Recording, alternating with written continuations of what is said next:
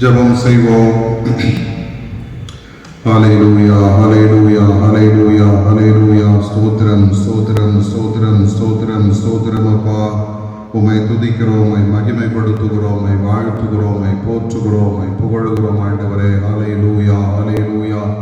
ஆண்டவருடைய கிருபை நம்மோடு கூட இருந்து கடந்த வாரம் முழுவதிலும் நம்மை ஆண்டவர் கண்மணி போல பாதுகாத்து வந்திருக்கிறாரே, அதற்காக நாம் எல்லாரும் ஆண்டவரை நன்றியோடு கூட ஸ்தோத்திரிப்போம். ஸ்தோத்திரம், ஸ்தோத்திரம், ஸ்தோத்திரம், ஸ்தோத்திரம், ஸ்தோத்திரம்.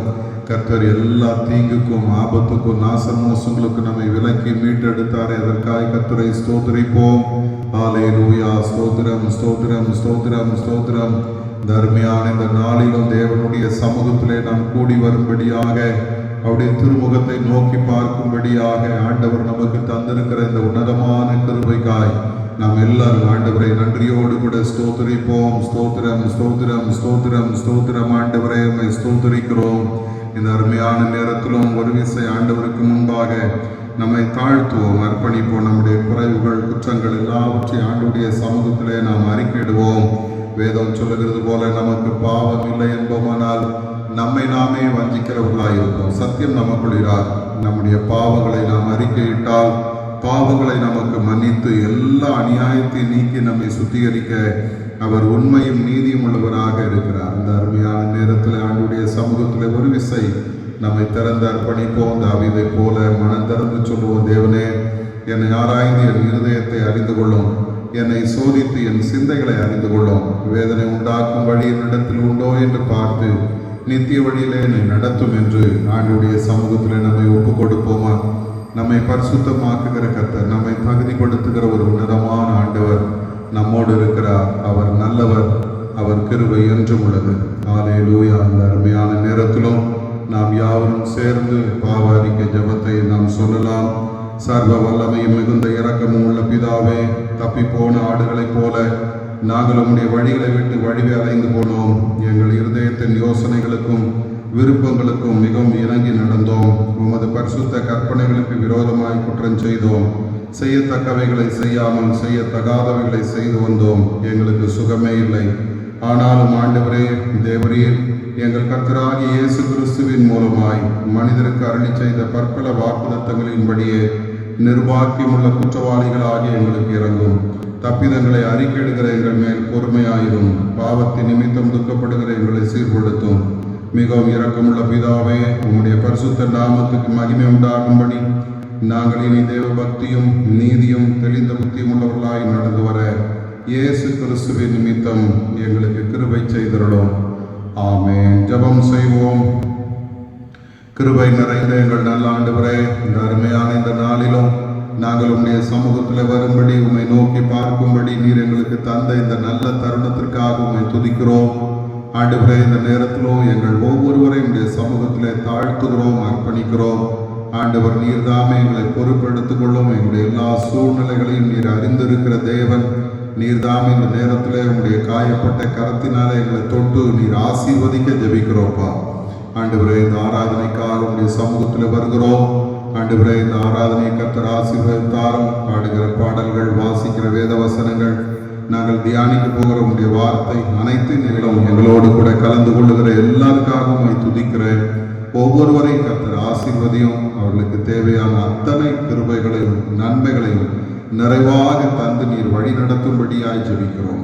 ஆண்டவரே, இந்த ஆராதனையின் துவக்கம் முதல் முடிவு வரைக்கும் ஆண்டவருடைய பிரசன்னம் எங்களோடு கூட இருக்கட்டும், பொறுப்பெடுத்து நடத்தும். இயேசுவின் மூலம் ஜெபிக்கிறோம் எங்கள் நல்ல பிதாவே. ஆமென், ஆமென். நம்முடைய ஆராதனைக்கு ஆரம்பமாக நம்முடைய பாடல் புத்தகத்தில் 68வது பாடல், பெத்தலையில் பிறந்தவரை போற்றி துதி மனமே என்ற பாடலை நாம் எல்லாரும் பாடலாம்.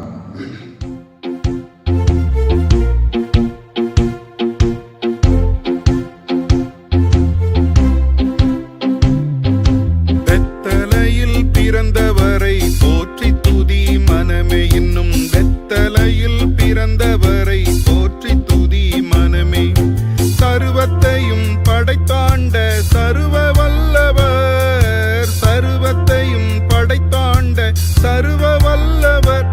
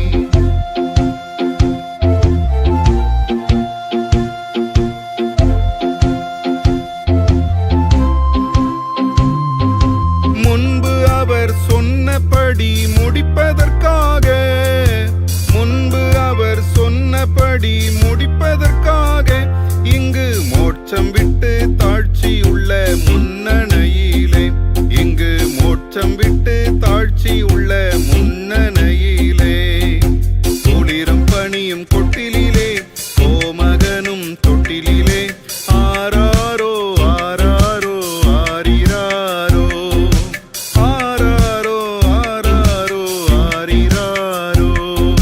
தூங்கு தூங்கு பாலானி, தூங்கு தூங்கு பாலானி.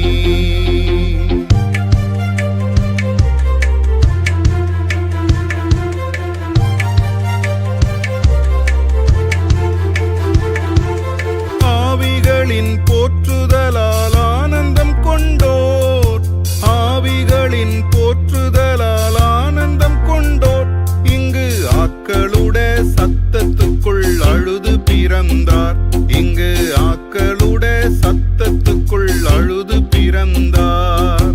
குளிரும் பனியும் கொட்டிலே, கோமகனும் தொட்டிலே, ஆராரோ ஆராரோ ஆரிராரோ, ஆராரோ ஆராரோ ஆரிராரோ.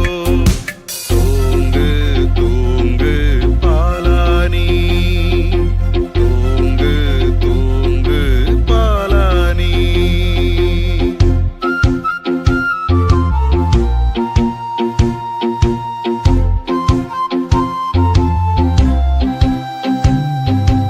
இந்தடைவாய் அன்பு வைத்த எம்பெருமானை, இந்தடைவாய் அன்பு வைத்த எம்பெருமானை, நாம் எண்ணமுடன் போய் துதிக்க ஏகிடுவோமே, நாம் எண்ணமுடன் போய் துதிக்க ஏகிடுவோமே. குளிரும் பனியும் கொட்டிலே, கோமகனும் தொட்டிலே, ஆராரோ ஆராரோ ஆரிராரோ, ஆராரோ ஆராரோ ஆரிராரோ. தூங்கு தூங்கு பாலானி, தூங்கு தூங்கு பாலானி. நாம் முறையாக வாசிக்கும்படி தெரிந்து கொண்ட வேத பகுதி சங்கீதங்களின் புஸ்தகம்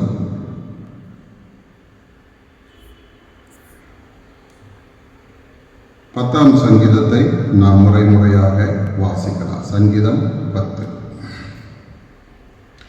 கர்த்தாவே, என் தூரத்தில் நிற்கிறீர், ஆபத்து நேரிடுகிற சமயங்களில் நீர் ஏன் மறைந்திருக்கிறீர்?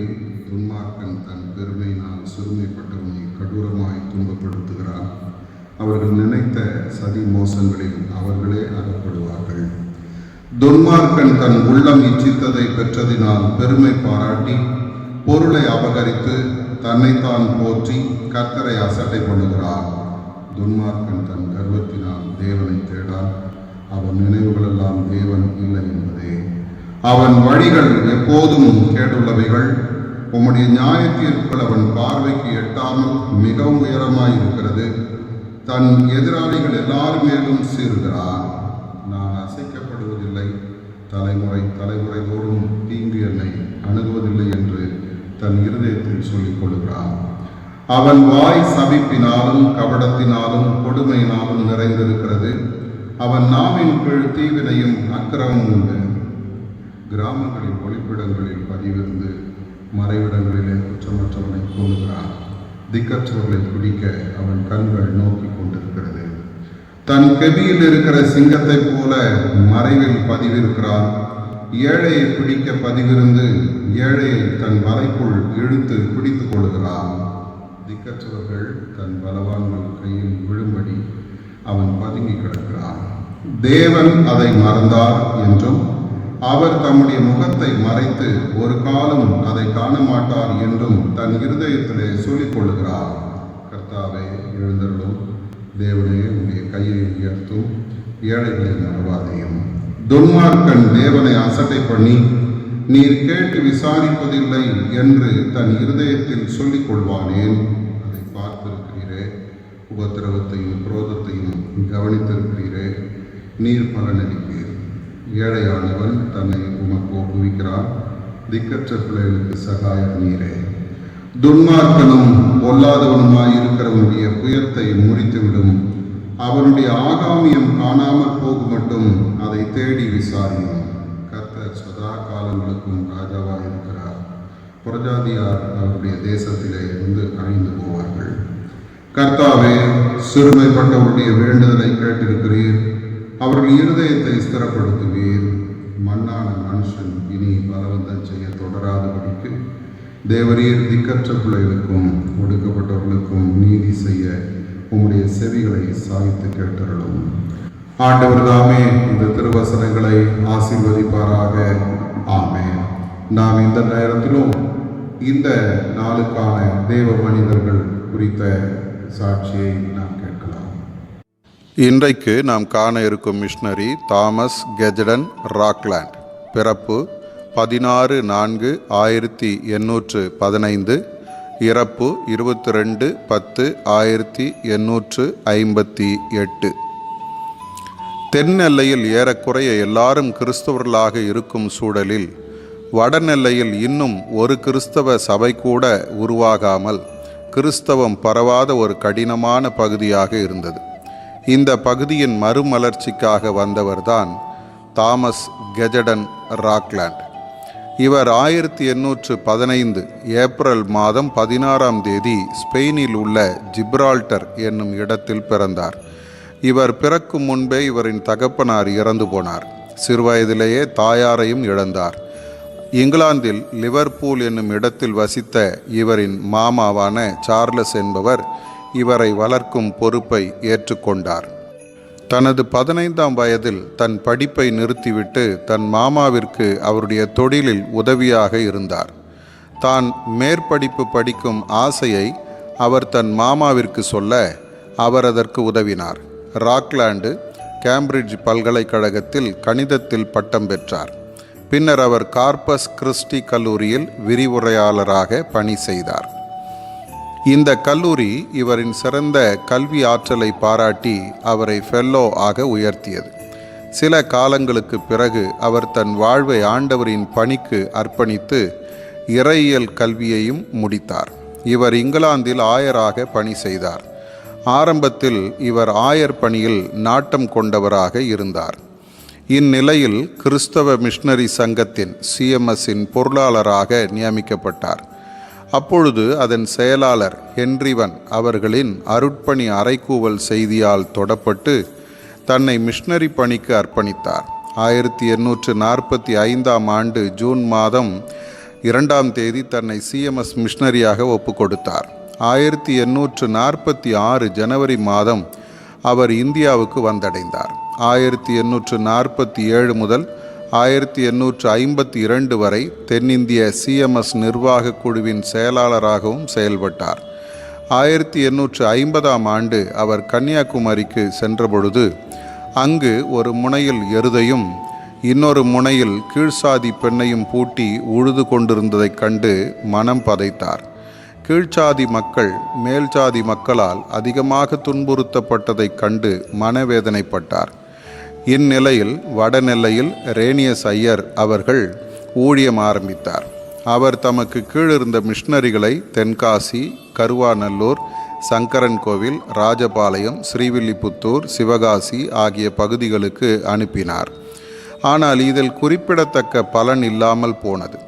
இவரின் காலத்துக்கு பின் இந்த வடநெல்லை ஊழியங்கள் கண்டுகொள்ளப்படாமலே போனது. இந்நிலையில் ராக்லாண்ட் ஐயர் தனது ஊழியத்தை இங்கு ஆரம்பித்தார். 1852ஆம் ஆண்டு ஜனவரி 15ஆம் நாள் இவர் சுகவீனப்பட்டார். இரத்த வாந்தி எடுத்தார். இந்நிலையில் தனது இறையியல் மேற்படிப்புக்காகவும் மருத்துவத்துக்காகவும் இங்கிலாந்து சென்றார். 28/2/1854 திரும்பவும் வடநெல்லைக்கு வந்தார். இவரோடு ஊழியம் செய்ய டேவிட் ஃபென் மற்றும் ER மீடோஸ் என்ற இளம் ஊழியர்கள் வந்தனர். இவர்கள் சிவகாசியை தங்களின் இருப்பிடமாக தெரிந்து கொண்டனர். இவர்கள் மூவரும் வடநெல்லை மூவர் என்று அழைக்கப்பட்டனர். இவர் தென் நெல்லையில் இருந்த உபதேசியார்களை தனது ஊழியத்தில் பங்கெடுக்க அழைப்பு விடுத்தார். அநேகர் ஆர்வமாக இவரோடு இணைந்து கொண்டனர். 9 மாதங்களில் ஏறக்குறைய 700 கிராமங்கள் இவர்களால் சந்திக்கப்பட்டது. 1855 இவர் ஒரு கிராமத்தில் ஊழியம் செய்ய சென்றபொழுது அந்த ஊரை சேர்ந்த ஒரு மனிதன் அவரை உலக்கையால் தலையில் அடித்தார். ஆனால் தெய்வாதீனமாக அவர் மண்டை உடையவில்லை. அவ்வூரார் கல்லையும் மண்ணையும் அவர் மேல் வீசினர். இந்த கசப்பான வரவேற்பை கண்டு அவர் மனம் துவண்டு போகவில்லை. அவர் பசியால் வாடினபோது அவருக்கு தங்கள் பாத்திரத்தில் கூழ் கொடுத்தால் தீட்டாகிவிடும் என்பதால் அவரது தொப்பியில் கூழ் ஊற்றி கொடுத்தனர். 1856 சிவகாசி குருசேகரம் அமைக்கப்பட்டது. இதை சார்லஸ் எவரி என்பவர் கவனித்து கொள்ள நியமிக்கப்பட்டார். சில காலங்களில் இந்த சார்லஸ் காலரா வியாதியால் பாதிக்கப்பட்டு மரணமடைந்தார். ராக்லாண்டு காசநோயால் தொடர்ந்து அவதிப்பட்டார். ஆனால் வைத்தியம் செய்ய இங்கிலாந்து செல்ல மறுத்துவிட்டார். இயேசு சொன்ன வார்த்தையான கோதுமை மணி நிலத்தில் விழுந்து சாக வேண்டும், செத்ததே ஆகில் மிகுந்த பலனை கொடுக்கும் என்ற வார்த்தை தான் வெற்றியுள்ள மிஷனரி ஊழியத்தின் ரகசியம் என்று நம்பினார். அவர் அதிகாலையில் 3 மணிக்கு எழுந்து ஜெபித்துவிட்டு 4:30 மணிக்கே ஊழியத்துக்கு புறப்பட்டு போவார். சிவகாசியில் இவர் ஊழியம் ஆரம்பிக்கும்போது அங்கு ஒரு கிறிஸ்தவர் கூட இல்லை. ராக்லாண்டின் ஊழியத்தில் உண்டான முதல் திருச்சபை கல்போது எனும் இடத்தில் உருவானது. தொடர்ந்து சிப்பிப்பாறை, காட்டுநாகு ரெட்டிப்பட்டி, ஒண்டிப்பிள்ளை நாயக்கனூர், ரெட்டிப்பட்டி, கோவிந்தநல்லூர், மேட்டுப்பட்டி, விருதுப்பட்டி, கஸ்தூரிரங்காபுரம், மும்மலைப்பட்டி, கலிங்கப்பட்டி, சாத்தூர், வல்லன்பட்டி, சேவல்குளம், வாகைக்குளம், குருவிக்குளம் போன்ற இடங்களில் ஆலயங்கள் எழும்பினது. 40 விசுவாச குழுக்கள் சிவகாசியை சுற்றிலும் உருவாக்கப்பட்டது. அருணாச்சலம் என்பவர் 1855ஆம் ஆண்டில் இயேசுவை ஏற்றுக்கொண்டு ஞானஸ்நானம் பெற்றார். அநேகர் அந்தரங்க கிறிஸ்தவர்களாக இருந்தனர். அநேகர் இயேசுவை ஏற்றுக்கொண்டதால் தங்கள் சொந்த குடும்பத்தால் ஒதுக்கப்பட்டனர், துன்புறுத்தப்பட்டனர், தங்கள் சொத்துக்களை இழந்தனர். இருந்தும் அவர்கள் கிறிஸ்துவை மறுதலிக்கவில்லை. இவர்களின் கடினமான ஊழியத்தால் 1855ஆம் ஆண்டு இறுதிக்குள் 1400 கிராமங்களில் 2 முறை இயேசுவின் நற்செய்தி அறிவிக்கப்பட்டது. 1858ஆம் ஆண்டு அக்டோபர் மாதம் 22ஆம் நாள் காலையில் ஜெபம் முடித்து குளிக்கச் சென்றவர் இரத்த வாந்தி எடுத்து பின்னர் தமது படுக்கைக்கு கொண்டு வரப்பட்டார். அவர் வேத வசனங்களை சொல்லிக்கொண்டும் இயேசுவின் பெயரை சொல்லிக்கொண்டும் இருந்தபோது அவரது ஆவி பிரிந்தது. ராக்லாண்டு தனது 43ஆம் வயதில் ஆண்டவருக்காக உழைத்து கோதுமை மணியாக தன்னை அர்ப்பணித்தார். இவரின் உடல் சிவகாசிக்கு வெளியே அடக்கம் செய்யப்பட்டது. சிவகாசியில் ராக்லாந்து நினைவு ஆலயம் 1925ஆம் ஆண்டு ஆரம்பிக்கப்பட்டது. இவரின் கல்லறைக்கு வந்த இந்தியாவின் முதல் கவர்னர் ஜெனரலான மவுண்ட் பேட்டன், இங்கிலாந்தில் பிரபுக்களோடு அடக்கம் பண்ணப்பட வேண்டிய ராக்லாந்து இந்திய மக்களுக்காக தன்னை அர்ப்பணித்தார் என்று கூறினார். அன்பரே, நான் நிம்மதியாகவும் ஆசீர்வாதமாகவும் வாழ்ந்தால் போதும் என்ற எண்ணத்தை விட்டு ஆண்டவரின் நற்செய்தியை சொல்ல உங்களை அர்ப்பணிப்பீர்களா? நற்செய்தி பணியில் வெற்றியடைய தீட்டும் திட்டங்களில் மிக சிறந்த வழி இயேசு காட்டிய வழியே. அது கோதுமை மணி போல் நிலத்தில் விழுந்து சாவதே. ராக்லாண்ட். ஆண்டவரே, என் வாழ்வில் உமக்கு கனி கொடுக்க நானும் கோதுமை மணியாக மாறட்டும். ஆமேன். இப்பொழுதும் சற்று நேரம் நாம் கர்த்தரை துதித்து ஆராதித்து ஆண்டவருடைய வார்த்தைக்கு நாம் கடந்து செல்வோமா? ஹல்லேலூயா. கர்த்தர் நம்மோடு கூட இருக்கிறார். இந்த மாதத்தின் இந்த 13வது நாளிலே தேவ சமூகத்தை நோக்கி பார்க்க கர்த்தர் நமக்கு தந்திருக்கிற இந்த நல்ல தருணத்திற்காக நாம் எல்லாரும் ஆண்டவரை நன்றியோடு ஸ்தோத்திரிப்போம். ஸ்தோத்திரம், ஸ்தோத்திரம், ஸ்தோத்திரம், ஸ்தோத்திரம், ஸ்தோத்திரம், ஸ்தோத்திரம், ஸ்தோத்திரம், ஸ்தோத்திரம், ஸ்தோத்திரம் அப்பா, ஸ்தோத்திரம் ஆண்டவரே, ஸ்தோத்திரம் ஆண்டவரே.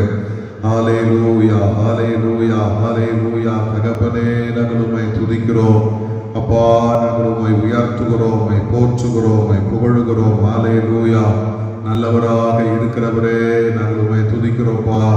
வல்லவரே, நாங்கள் உம்மை துதிக்கிறோம். வாக்கு மாறாதவரே, நாங்கள் உம்மை துதிக்கிறோம். கிருபை உள்ளவரே, உம்மை துதிக்கிறோம். தயவுள்ளவரே, நாங்கள் உம்மை துதிக்கிறோம். அன்புள்ளவரே, நாங்கள் உம்மை துதிக்கிறோம். எப்போது எங்களை நினைத்திருக்கிறவரே உம்மை துதிக்கிறோம். கரிசனையாய் இருக்கிறவரே உம்மை துதிக்கிறோம். எங்களுக்காக வைராக்கியம் பாராட்டுகிறவரே உம்மை துதிக்கிறோம். எங்களுடைய பலனாய் இருக்கிறவரே உம்மை துதிக்கிறோம்.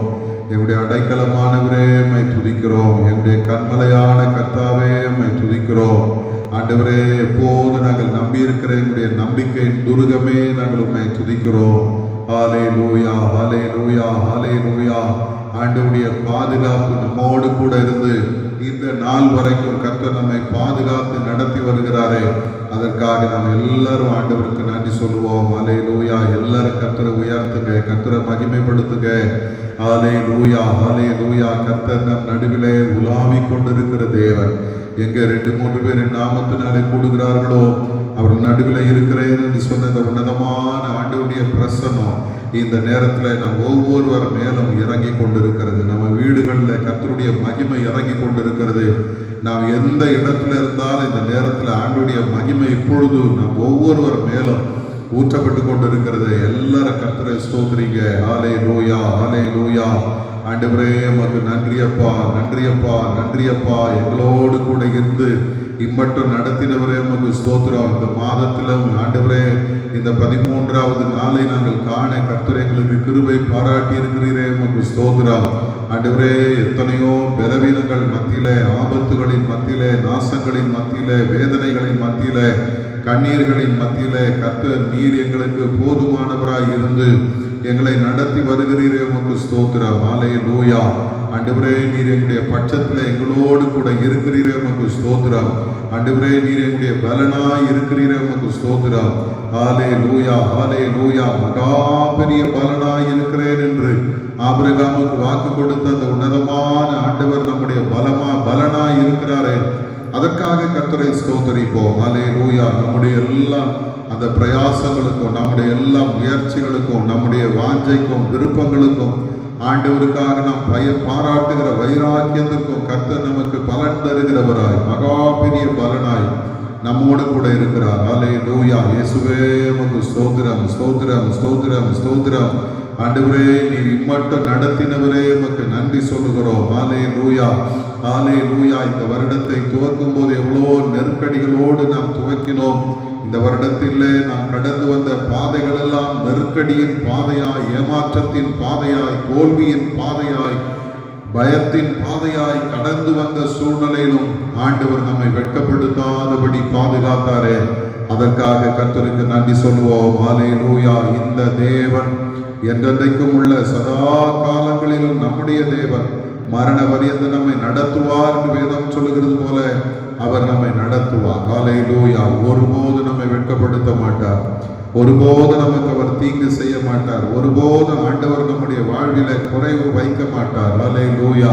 ஆண்டவரை ஸ்தோத்திரிப்போம். எல்லாவற்றையும் சரி செய்கிற ஒரு ஆண்டவர். ஹல்லேலூயா. புதிய நாளுக்குள்ளே எங்களை நடத்தும் ஆண்டவரே. புதிய மாதத்திலே ஹல்லேலூயா, இந்த மாதத்திலே எங்களை நடத்தும் ஆண்டவரே. மீதமுள்ள நாட்களிலே நாங்கள் உம்முடைய அற்புதங்களை பார்க்கட்டும் ஆண்டவரே. எல்லா சத்துருடைய தடைகளை ஆண்டவர் நீர் உடைத்தெறியும்னு சொல்லி எல்லாரும் ஆண்டவருடைய சமூகத்திலே நம்மை ஒப்பு கொடுப்போம். ஹல்லேலூயா.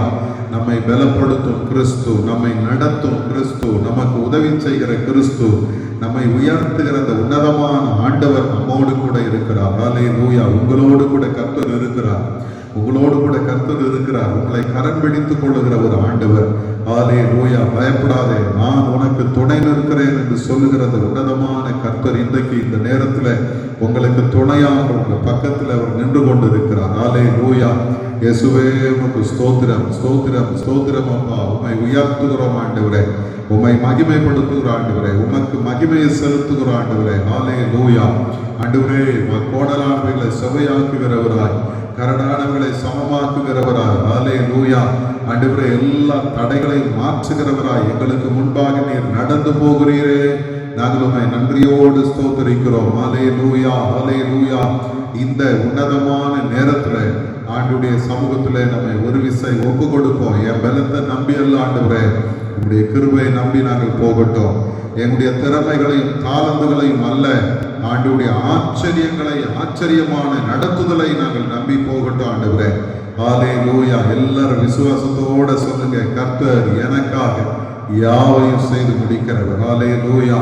எல்லாம் அவரால் செய்ய முடியும். அவருடைய வேதம் சொல்லுகிறது, ஆண்டுடைய வேதம் சொல்லுகிறது, நான் மாம்சமான யாவருக்கும் தேவனாகிய கர்த்தர், என்னாலே செய்யக்கூடாத அதிசயமான காரியம் ஒன்று உண்டோ என்ற வார்த்தையின்படியே ஹல்லேலூயா. எல்லாரும் ஆண்டவரை பார்த்து சொல்லுங்க, அப்பா உம்மாலே செய்யக்கூடாத அதிசயமான காரியம் ஒன்றுமே இல்லை ஆண்டவரே. நீர் எல்லாவற்றையும் செய்ய வல்லவர்.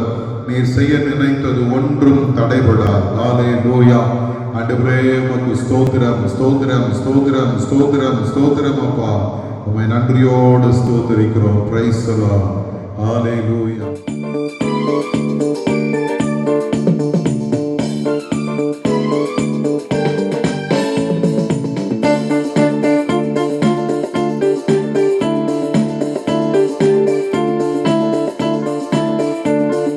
புதிய நாளுக்குள் என்னை நடத்தும், புதிய கிருபையால் என்னை நிரப்பும்.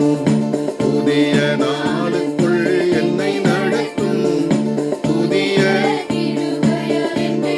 புது கிருபை கிருபை தாரும் தேவா, புது பலனை தாரும் தேவா, புது கிருபை தாரும் தேவா, புது பலனை தாரும் தேவா.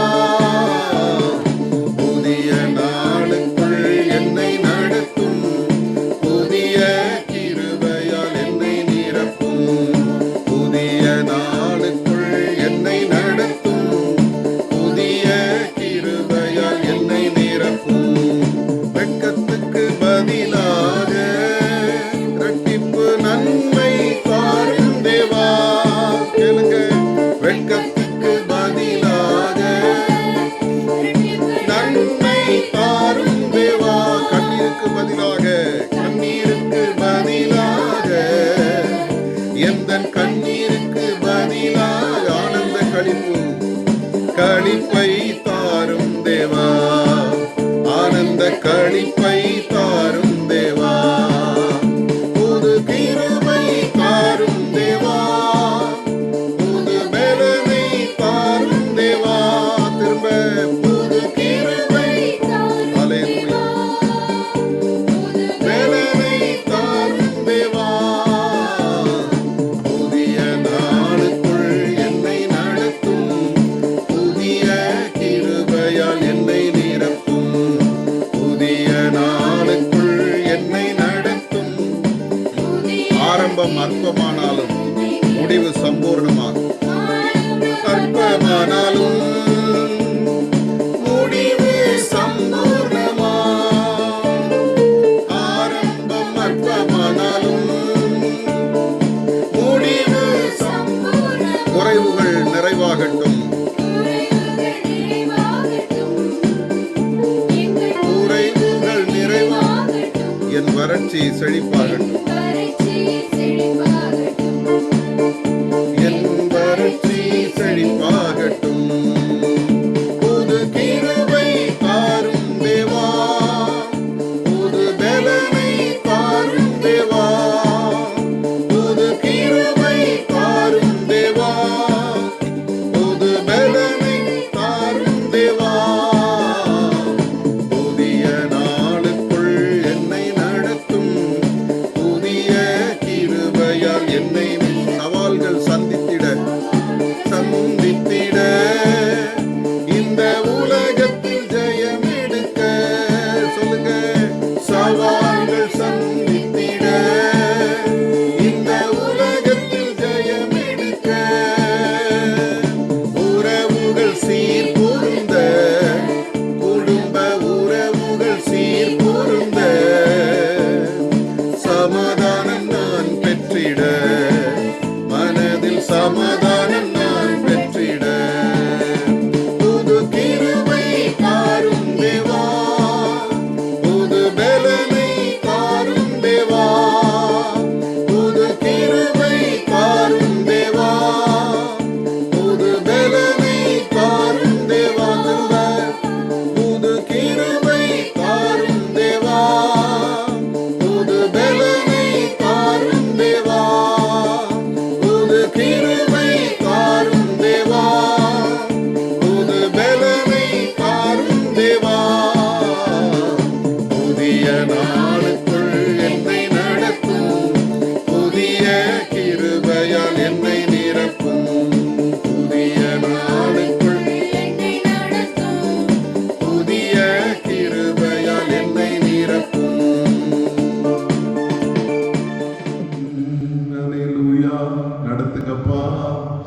நீர் என்னை நடத்தும். எல்லாரும் ஆண்டவருடைய சமூகத்தில் நம்முடைய கரங்களை உயர்த்தி let us surrender ourselves.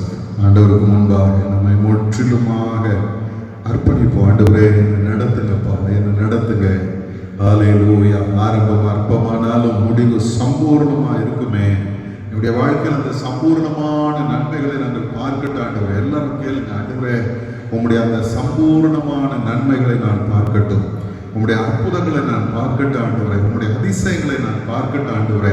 உம்முடைய ஆண்டவரே நன்மைகளை நான் பார்க்கட்டும் ஆண்டவரே. ஒரு நாள் நாங்கள் குறை கொண்டு போகக்கூடாதுப்பா.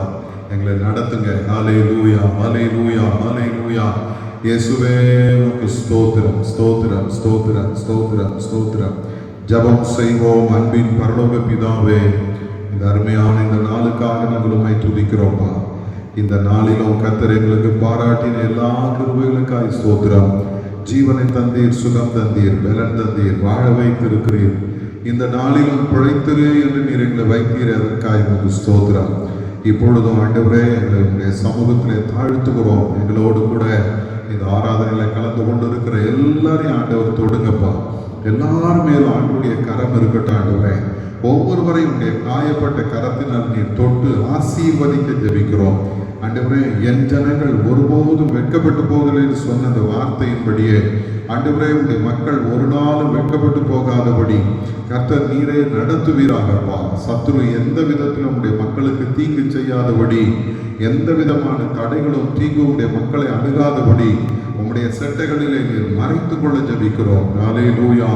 இதுவரைக்கும் நடத்தினவரே, இதுவரைக்கும் உதவி செய்த எபனேசரே, இனி வருகிற காலங்களிலும் நீர் யெகோவாயிராய் இருந்து எல்லாவற்றையும் நீர் பார்த்து கொள்ள வேண்டுமா என்னுடைய கரத்தில் ஒப்பு கொடுக்கிறோம். இந்த நேரத்திலும் ஆண்டவரே எங்களை முற்றிலுமாக உடைய சமூகத்தில் அர்ப்பணிக்கிறோம்ப்பா. நீர் எங்களை பொறுப்பெடுத்துக் கொள்ளும். எல்லா குடும்பங்களையும் கர்த்தர் பொறுப்பெடுத்துக் கொள்ளும். ஒவ்வொரு குடும்பங்களின் தேவைகள் சந்திக்கப்படட்டும். குடும்பங்களிலே காணப்படுகிற தடைகள் மாறட்டும். சமாதான குறைவுகள் மாறட்டும். சத்துருடைய போராட்டங்கள் மாறட்டும். ஆண்டவரே ஒவ்வொரு குடும்பமும் தாங்கள் இருக்கிற பகுதியில உமக்கென்று சாட்சிகளாய் எழுப்பி பிரகாசிக்கத்தக்கதாக இந்த நேரத்தில் ஆண்டவரே எல்லா குடும்பங்களையும் கர்த்தர் நீர் ஆண்டவரே ஒரு விசை பொறுப்பெடுத்துக் கொள்வீராக. சத்துருடைய எல்லா தீங்குக்கும், சதி ஆலோசனைகளுக்கும், சூழ்ச்சிகளுக்கும் ஆண்டவரே எங்களுடைய குடும்பங்களை நீர் விலக்கி காத்துக்கொள்ளும்படியாய் ஜெபிக்கிறோம்ப்பா. குடும்ப தலைவர்களை ஆசீர்வதியும், குடும்ப தலைவிகளை ஆசீர்வதியும்.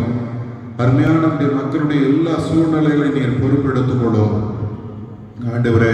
அவருடைய கையின் பிரயாசங்கள் ஆசீர்வதிக்கப்படட்டும். அவருடைய எல்லா வாஞ்சைகள் நிறைவேறட்டும் ஆண்டவரே. சிறு பிள்ளைகளுடைய கரத்தில் வைக்கிறோம். பிள்ளைகளை ஆசீர்வதியும். ஆன்லைன் வகுப்பில் ஆண்டவரே இந்த பிள்ளைகள் எழுதி கொண்டிருக்கிற தேர்வுகளுக்காக ஸ்தோத்திரம். அதையும் நல்ல முறையில் எழுதும்படி ஆண்டவருடைய பிள்ளைகளுக்கு கிருபை செய்யுங்க சுவாமி. ஆண்டவரே இதுவரைக்கும் அவர் படித்த பாடங்களை மனதிலே கொண்டு வரத்தக்க கிருபையை தாருங்கப்பா. ஆண்டவரே இது ஏதோ இந்த வருஷம் ஆன்லைன்ல படிக்கிறதுனால ஒரு சில பிள்ளைகள் புஸ்தகத்தை கையில வைத்துக் கொண்டே தேர்வு எழுதுகிற ஒரு சூழ்நிலை இருக்கிறது. சரியாய் படிக்க முடியல.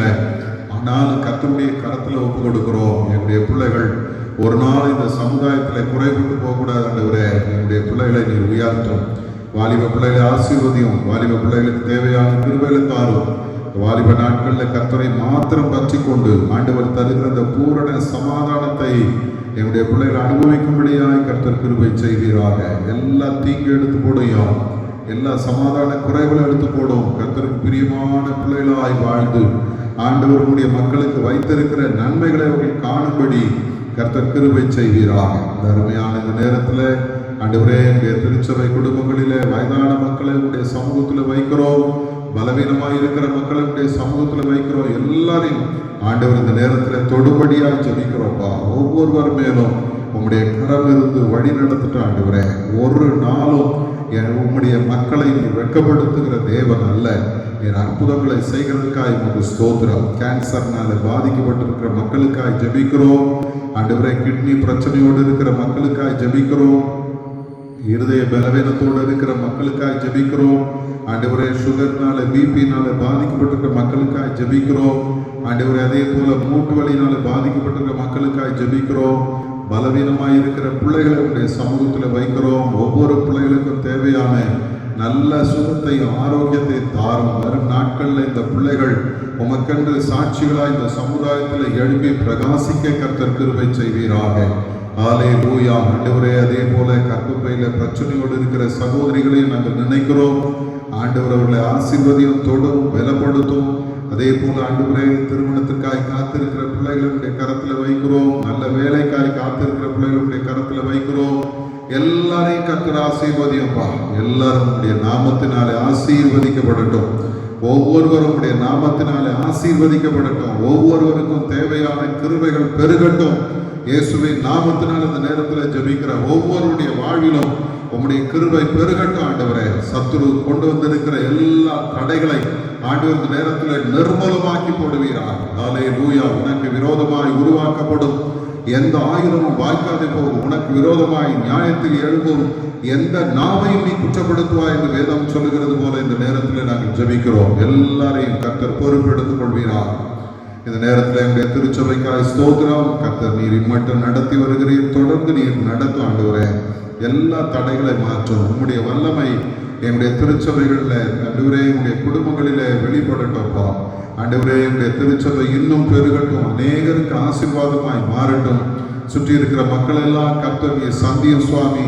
அவர்களும் உடைய அன்பை ருசி பார்க்க கர்த்தர் நல்லவர் என்பதை அவர்களும் கண்டுகொள்ளத்தக்கதாக ஆண்டவர் நீர் கிருபை செய்யும்படியாய் ஜெபிக்கிறோம். இந்த ஆலயத்திலிருந்து உங்களுடைய மகிமை புறப்படட்டும்ப்பா. இந்த ஆலயத்திலிருந்து உங்களுடைய வல்லமை புறப்பட்டு போகட்டும். ஆண்டவரே, யார் யாரெல்லாம் கஷ்டத்தோடு கவலையோடு இருக்கிறார்களோ அத்தனை பேருடைய வாழ்க்கையிலும் ஆண்டவரே உடைய அற்புதங்கள் நடக்கும்படியாய் ஜெபிக்கிறோம். தொடர்ந்து வரும் நாட்கள் இந்த திருச்சபை இன்னும் ஆண்டவரே பெருகட்டும், வளரட்டும், அநேகருக்கு ஆசீர்வாதமாய் மாறட்டும். இயேசுவின் நாமத்தினாலே தகப்பனே, இந்த நேரத்திலும் எங்களுடைய தேசத்தை உங்களுடைய சமூகத்தில் வைக்கிறோம். ஆண்டவர் கண்ணோக்கி பாரும். ஆளுகிற தலைவர்களுக்கு நல்ல புத்தியை தாங்க சுவாமி. மக்களுக்கு ஏற்ற சட்ட திட்டங்களை நிறைவேற்ற கிருபை செய்யுங்க ஆண்டவரே. நல்ல திட்டங்களை நிறைவேற்ற கிருபை செய்யும் ஆண்டவரே. ஏதோ கடமைக்காக, தங்களுடைய ஆதாயத்துக்காக அல்லது மற்றவருடைய ஆதாயத்துக்காக என்னுடைய தேசத்தை விற்கிறவர்களாய் அல்ல. ஆளுகிற தலைவர்கள் ஒவ்வொருவருக்கும் தெளிந்த புத்தியை தாங்கப்பா. நல்ல ஞானத்தை கொடுத்து காரியங்களை அவர்கள் ஏற்ற செயல்படுத்த ஆண்டவர் கிருபை செய்யும். அதே போல ஆண்டவரே, இந்த நேரத்தில் எங்களுடைய தேசம் முழுவதும் நடக்கிற எல்லா ஊழியங்களுக்காய் ஸ்தோத்திரம். இப்பொழுதும் எங்கெங்கெல்லாம் உடைய ஆராதனைகள் நடக்கிறதோ எல்லா இடத்திலும் ஆண்டவருடைய வல்லமை ஊற்றப்படட்டும் சுவாமி. ஆண்டவரே, ஆராதனைகளுக்கு விரோதமாக எழுப்புகிற எல்லா சத்ருவின் சதி ஆலோசனைகளையும் சூழ்ச்சிகளையும் கர்த்தர் நிர்மூலமாக்கும்படி ஜெபிக்கிறோம். இந்த நேரத்தில் ஆண்டவரே, ஐயமம் ஊழியங்களுக்காக, மிஷனரி ஊழியங்களுக்காக ஜெபிக்கிறோம். ஆண்டவரே, எல்லா மிஷனரிகளை கர்த்தர் பொறுப்பெடுத்துக் கொள்ளும். மிஷனரிகளுடைய எல்லா தேவைகளை கர்த்தர் சந்திப்பீராக. ஒவ்வொரு மிஷனரியும் ஆண்டவரே அவர்கள் பணி செய்கிற இடங்களில் ஒரு பெரிய அற்புதத்தை, அதிசயத்தை அவர்கள் காணத்தக்கதாக கர்த்தர் நீர் ஒவ்வொருவரையும் நடத்தும்படியாக ஜெபிக்கிறோம். இந்த அருமையான இந்த நேரத்திலும் ஆண்டவரே, எங்களுடைய தேசத்திலே கர்த்தருடைய வல்லமை வெளிப்படட்டும். இந்த ஊழியங்கள் இன்னும் சிறக்கட்டும். ஐயமம் ஊழியம் இன்னும் சிறக்கட்டும். ஐயமம் ஊழியம் இன்னும் பெருகட்டும். 19 மாநிலங்களில் நீ தந்திருக்கிற இந்த பெரிய ஊழியத்தை நினைத்து உம்மை துதிக்கிறோம் ஆண்டவர். இதன் மூலமாய் இன்னும் அநேக ஆயிரங்களை ஆண்டவர் சந்திக்க நாங்கள் ஜெபிக்கிறோம் சுவாமி. தலைமை ஏற்று நடத்துகிற மக்களை கர்த்தர் பொறுப்பெடுத்துக் கொள்ளும். தேவையான நல்ல சுகபலன், ஆரோக்கிய கிருபையை தாரும். கர்த்தருடைய கிருபை இன்னும் அதிகமாக என்னுடைய மக்களை தாங்கும்படி நாங்கள் ஜெபிக்கிறோம். இந்த அருமையான நேரத்தில் ஆண்டவரே,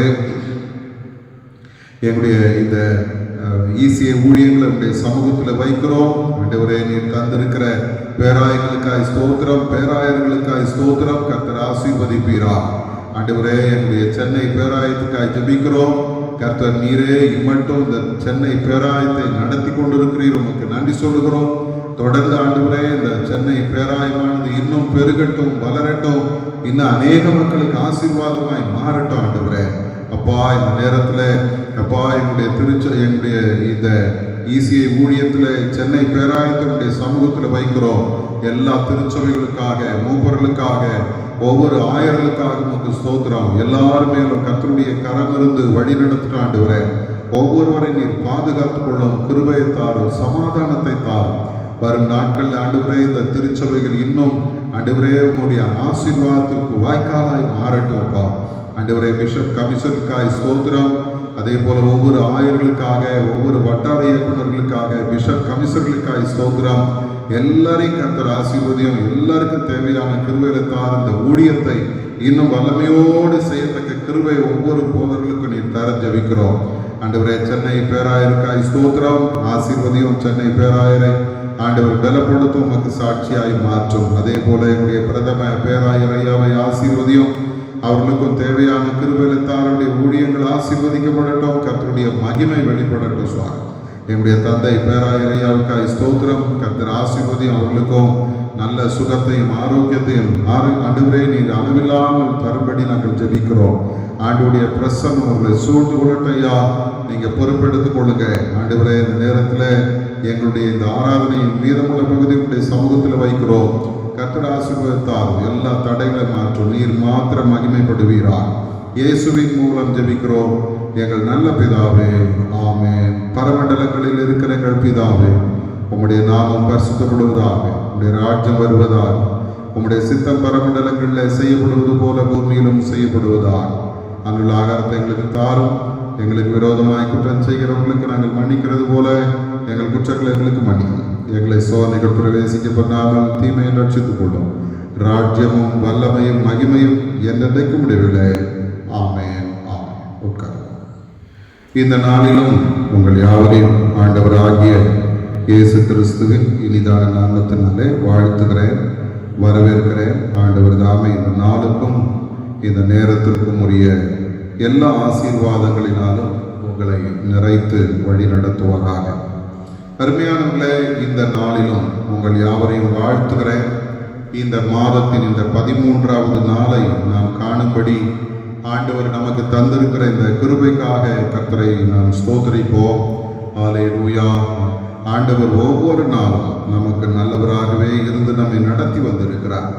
இந்த நாளை நாம் காண்போம் என்று நாம் நினைத்து கூட பார்க்கல. காரணம், எத்தனையோ ஆபத்துகள் நம்மை சூழ்ந்திருந்த பொழுது ஆண்டவர் கிருபையாக நம்மை அவர் பாதுகாத்து வழி நடத்தி வந்திருக்கிறாரே, அதற்காக ஆண்டவருக்கு நன்றி சொல்வோம். அவர் நல்லவர். இந்த நேரத்திலும் சற்று நேரம் நாம் சிந்திக்கும்படியாக தெரிந்து கொண்ட வேத பகுதி மார்க்கு எழுதின நற்செய்தி நூல் 10ஆம் அதிகாரம் 45வது வசனம். மார்க்கு 10:45. அப்படியே மனுஷகுமாரனும் ஊழியம் கொள்ளும்படி வராமல் ஊழியம் செய்யவும் அநேகரை மீட்கும் பொருளாக தம்முடைய ஜீவனை கொடுக்கவும் வந்தார் என்றார். அருமையானவர்களே, இந்த வருடத்திலையும் இந்த கிறிஸ்துமஸ் நாட்களை நாம் கொண்டாடி கொண்டிருக்கிறோம். இந்த கிறிஸ்துமஸ் நாட்களை நாம் கொண்டாடும் பொழுது ஆண்டவர் இந்த உலகத்தில் வந்த அந்த நிகழ்வை நாம் சந்தோஷமாக கொண்டாடி கொண்டிருக்கிறோம். அநேகருக்கு சொல்லுகிறோம், அநேக வெகுமதிகளை மற்றவர்களுக்கு நாம் கொடுக்க இருக்கிறோம், அநேகரை நாம் உபசரிக்க இருக்கிறோம். இல்லை, இதெல்லாம் நம்ம இந்த நாட்களில் செய்கிறோம். நல்லது. ஆனால் இந்த ஆண்டவருடைய வருகையின் நோக்கத்தை நாம் நன்றாய் அறிந்து அதன்படி நாம் வாழ்ந்து விட்டோமானால் அதுதான் ஆண்டவருக்கு நாம் தருகிற ஒரு பெரிய பரிசாக, பிரதிபலனாக இருக்கும். ஏனென்றால் ஆண்டவராகிய இயேசு கிறிஸ்து பவுல் சொல்லுகிறது போல, தேவனுக்கு சமமாய் இருப்பதை கொள்ளையாடின பொருளாக எண்ணாமல் தன்னைத்தானே வெறுமையாக்கி அடிமையின் ரூபம் எடுத்து மனுஷ சாயலா இந்த உலகத்துல வந்தார். அருமையான உள்ள அந்த தியாகத்தை நாம் நினைத்து பார்ப்போமானால், அவர் செய்த அந்த தியாகத்திற்கு நான் திரும்ப என்ன செய்திருக்கிறேன்? என்னைக்காவது நாம கேட்டிருக்கிறோமா? அவர் எனக்காக செய்த அவருடைய அந்த பெரிய தியாகத்திற்கு பதிலாக நான் என்ன செய்திருக்கிறேன்? நம்முடைய வாழ்க்கையில நம்ம நிறைய காரியங்கள்ல மனிதர்கள் நமக்கு உதவி செய்தால் அவர்கள் நம்மிடத்துல எதிர்பார்க்கிறாங்க, இவங்க எனக்கு பிரதிபலன் செய்யணும்னு சொல்லி.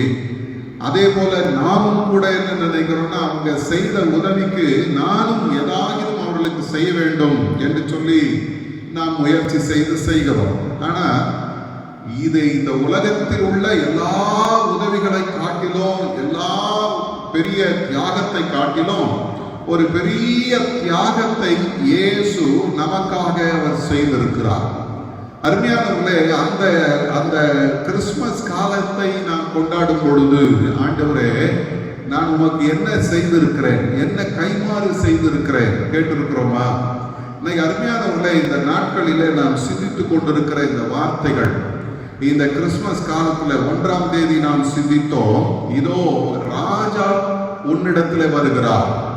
அவர் எப்படி வருகிறாரா? ராஜாவாக வருகிறார். மகிமையின் ராஜாவாக, சேனைகளின் கர்த்தராக, அவர் வெற்றி சிறக்கிற ஒரு ராஜாவாக நம்மோடு கூட இருக்கிறார். வருகிறார், நம்மிடத்துல வருகிறார். அதே போல அவர் ஒரு இரட்சகராக நம்மிடத்துல வருகிறார் என்று அந்த 1ஆம் தேதி சிந்தித்தோம். பாவத்திலிருந்து, மரணத்திலிருந்து, வியாதியிலிருந்து நம்மை விடுவித்து ரட்சிக்கிற ஒரு இரட்சகராக இயேசு இந்த உலகத்திலே வந்தார் என்று நாம் சிந்தித்தோம்.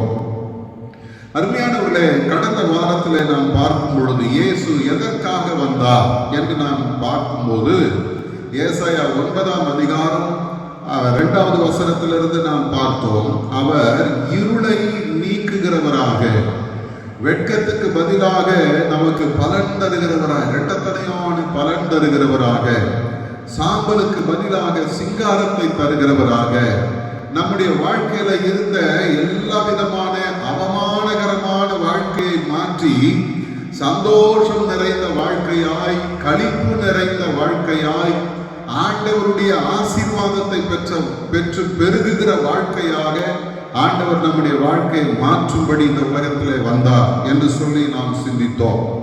இந்த நாளிலே நாம் சிந்திக்கிற இந்த தியானத்தின் தலைப்பு, இயேசு ஏன் வந்தார் என்கிற அந்த கேள்விக்கு வேதம் சொல்லுகிறது, தன்னையே கொடுக்கும்படி வந்தார். எதற்கு வந்தார்? தன்னையே பலியாக அல்லது தன்னுடைய ஜீவனையே கொடுக்கும்படி அவர் இந்த உலகத்தில் வந்தார். அருமையானவர்களே, இந்த இடத்துல நாம் பார்க்கிற இந்த ஆண்டவருடைய வார்த்தை, அதுல 3 வார்த்தைகள் மிக முக்கியமானது. ஒன்று, ஊழியம் கொள்ளும்படி வராமல். 2வது, ஊழியம் செய்யும்படி, ஊழியம் செய்யவும். 3வது, தன் ஜீவனை கொடுக்கவும் இயேசு வந்தார். அருமையானவர்களே, இயேசு கிறிஸ்துடைய இந்த வருகையை குறித்து நாம் சிந்திக்கும் பொழுது, அவருடைய வருகை நமக்கு தருகிற ஒரு பெரிய நம்பிக்கை என்ன தெரியுங்களா? என்னை மீட்கும்படியாக தன்னையே பலியாய் ஒப்பு கொடுத்த ஒரு ஆண்டவர். அவர் இந்த உலகத்தில் வந்த பொழுது எப்படி வந்தார் என்று நாம் பார்ப்போமானால், வேதம் சொல்லுகிறது, முதலாவதாக முதல் வார்த்தை சொல்லுகிறது மனுஷகுமாரன். இந்த வார்த்தை நீங்க பாத்தீங்கன்னா இயேசு கிறிஸ்து அடிக்கடி அதை இந்த உலகத்தில் அவர் வாழ்ந்த பொழுது பயன்படுத்தின வார்த்தை மனுஷகுமாரன். மனுஷகுமார், தேவகுமாரன் நமக்காக மனுஷகுமாரனாய் வந்ததினாலே, மனுஷகுமாரராக இருக்கிற நாம் தேவகுமாரர்களாக மாறுகிறோம். சொல்லுங்க. அந்த உன்னதமான ஆண்டவர் தேவனுடைய பிள்ளையாய், தேவனுடைய குமாரனாய் இருந்தவர் தன்னுடைய அந்த விண்ணுலக மேன்மையை விட்டு மனுஷகுமாரனாய் இந்த உலகத்துல வந்தார். ஒருவேளை நாம் நினைக்கலாம், அவர் மனிதனாய் வந்த பொழுது பாவம் நிறைந்தவராய் அல்லது பாவம் செய்கிறவராய் வந்திருப்பாரோ என்று நினைக்கலாம். ஆனால் வேதத்திலே நாம் வாசிக்கும் பொழுது ஆண்டவராகிய இயேசு கிறிஸ்து சவால் விடுகிற ஒரு வார்த்தையை சொல்லுகிறார். என்னிடத்தில் பாவம் உண்டு என்று உங்களை யார் சொல்லக்கூடும் என்று கேட்கிறார். யாருமே வாய் திறக்கல. அப்படின்னா என்ன அர்த்தம்? அவரிடத்துல பாவம் இல்லை, குற்றம் இல்லை, குறை இல்லை. உன்னதமான பரிசுத்தமான ஒரு ஆண்டவர், பரிசுத்தமாகவே இந்த உலகத்தில் வாழ்ந்தவர் தன்னை மனிதனோடு அடையாளப்படுத்துகிறார். மனுஷகுமாரன் என்று தன்னை அடையாளப்படுத்துகிறார். அருமையானவர்களே, இன்றைக்கு நாம் பார்க்கிற கடவுள் அல்லது அவர்கள் அந்த கடவுள் என்கிற வார்த்தைக்கு கடந்து அல்லது நம்மை விட்டு தூரம் இல்ல கடந்து உரைகிறவன் என்கிற வார்த்தையாக அது இருக்கிறது. கடவுள் கடந்து இருக்கிறவர். ஆனா இந்த இடத்துல நாம் பார்க்கிறோம், நம்முடைய ஆண்டவர் யார் அப்படின்னா நம்மோடு கூட இருக்கிறவர், நம்மோடு கூட தன்னை அடையாளப்படுத்தி கொண்டவர். எனக்கு உங்களை என்னையும் பார்க்கும்போது வேதம் சொல்லுகிறது, மனுஷனை ஆண்டவர் தம்முடைய சாயலாய் படைத்தார். அப்ப நம்ம கண்ணாடியை பார்க்கும் போதெல்லாம் நம்ம தெரிந்து வைத்துக் கொள்ள வேண்டிய ஒரு காரியம் என்னன்னா, என்னை போல என் ஆண்டவர் இருக்கிறார், என்னை போல அவரை போல அவர் என்னை படைத்திருக்கிறார். ஆகவே நான் அவருடைய பிள்ளை. அப்ப இந்த இடத்துல வேதம் நமக்கு ஒரு உறவை நமக்கு வைக்கிறது. என்ன உறவு? அவர் எப்படி மனுஷகுமாரனா இந்த உலகத்துல வந்தாரோ அதே போல நானும் அவருடைய பிள்ளையாக மாறுகிறேன். அந்த மனுஷகுமாரன் எப்படி வந்தாரா? ஊழியம் கொள்ளும்படி வராமல். அருமையான தேவ ஜனமே, இந்த இடத்துல இயேசு ஏன் இந்த வார்த்தையை பயன்படுத்துகிறார் என்று பார்ப்போமானால், உலக பிரகாரமான மனிதர்களுடைய எண்ணங்கள் எல்லாம் நீங்க பார்த்தீங்கன்னா, மேன்மை பெற வேண்டும், நான் மேன்மை பெற வேண்டும், எனக்கு 4 பேர் சல்யூட் அடிக்கணும், என்னை பார்க்கும்போது எல்லாரும் புகழணும், என்னை பார்க்கும்போது எல்லாரும் பெருமையாய் பேசணும், இப்படி நினைக்கிற ஒரு மனித மூளைக்கு நடுவில் ஒரு மனிதருடைய எண்ணம் வித்தியாசமா இருக்குது. அவர் என்ன சொல்றார் தெரியுமா? நான் இந்த உலகத்துல வந்ததனுடைய நோக்கம் ஊழியம் கொள்ளும்படி வரல. வேதத்தை நீங்கள் வாசித்து பார்ப்பீர்களானால், ஆண்டவராகிய இயேசு கிறிஸ்துவினுடைய ஊழியத்தின் ஆரம்பத்தை நீங்கள் பார்க்கும்போது, அங்கே மத்தேயு சுவிசேஷம் 4ஆம் அதிகாரத்தில் நீங்கள் பார்ப்பீர்களானால் 11வது வசனத்திலே சொல்லுகிறது, இயேசு அந்த சோதனைக்காரனாகிய பிசாசுடைய சோதனைகளை எல்லாம் ஜெயித்தவராய் நின்ற பொழுது அவருக்கு பசி உண்டாயிற்று என்று சொல்லுகிறது. அப்பொழுது தேவ தூதர்கள் வந்து அவருக்கு பணிவிடை செய்தார்கள். அருமையானவர்களே, மனிதர்கள் வரல, ஆனா அதோட உன்னதமான ஒரு கூட்டம் வருது. தேவ தூதர்கள் வந்து இயேசுவுக்கு பணிவிடை செய்தார்கள். அப்போ அவர் எவ்வளவு மேன்மையானவர் என்பதை அந்த வசனம் நமக்கு காண்பிக்கிறது. சாதாரணமானவர் அல்ல. அவர் நினைச்சார்னா இந்த உலகத்தின் உதவி அல்ல, விண் தூதர்களும் வந்தவருக்கு பணிவிடை செய்கிற ஒரு மேன்மையான ஒரு ஆண்டவர் அவர். அல்லேலூயா. அருமையானவர்களே, வேதம் நமக்கு சொல்லுகிறது, அந்த அந்த அந்த மேன்மை பெற்ற அந்த ஆண்டவர் தன்னை குறித்து சொல்லும்போது சொல்றாரு, ஊழியம் கொள்ளும்படி நான் வரவில்லை. மத்தேயு சுவிசேஷம் 23ஆம் அதிகாரம் 6வது 7வது வசனத்துல பரிசேயர்களையும் சதுசேயர்களையும் பார்த்து இயேசு சொல்லும் பொழுது இப்படி சொல்றாரு, முதன்மையான இடங்களையும் முதன்மையான ஆசனங்களையும் தேடுகிறீர்கள், வந்தனங்களையும் மனுஷரால் ரபி ரபி என்று அழைக்கப்படுவதை நீங்கள் விரும்புகிறீர்கள். கவனிங்க, ஒரு சாதாரண ஒரு கூட்டம் அல்ல, அவர்களுக்கு வேதம் தெரியும். பரிசேயர்கள் வேதத்தை வாசித்து அறிந்தவர்கள், கற்றவர்கள், கற்று தேர்ந்தவர்கள். இந்த பரிசேயர்களும் சதுசேயர்களுக்கும் அவர்களுடைய மனதின் அளவில் எப்படிப்பட்ட எண்ணம் இருக்கு தெரியுங்களா? நான் முதன்மையான இடத்துல இருக்கணும், முதன்மையான ஆசனங்களில் உட்கார வேண்டும், எல்லாருக்கு வந்தனம் சொல்ல வேண்டும், எல்லாரும் என்னை பார்த்து ரபி ரபி அல்லது போதகரே போதகரே, டீச்சர் சார் சார் அப்படின்னு கூப்பிடணும், இப்படி அவர்கள் எதிர்பார்க்கிறார்கள் என்று சொல்லுகிறார். அப்போ இந்த உலக மனிதர்களுடைய மனநிலை எப்படி இருக்கிறதுன்னா, மேன்மையை தேடிக்கொண்டிருக்கும் பொழுது நமக்காக இந்த உலகத்துல வந்த அந்த உன்னதமான தேவனுடைய மனநிலை எப்படி இருக்கு தெரியுமா?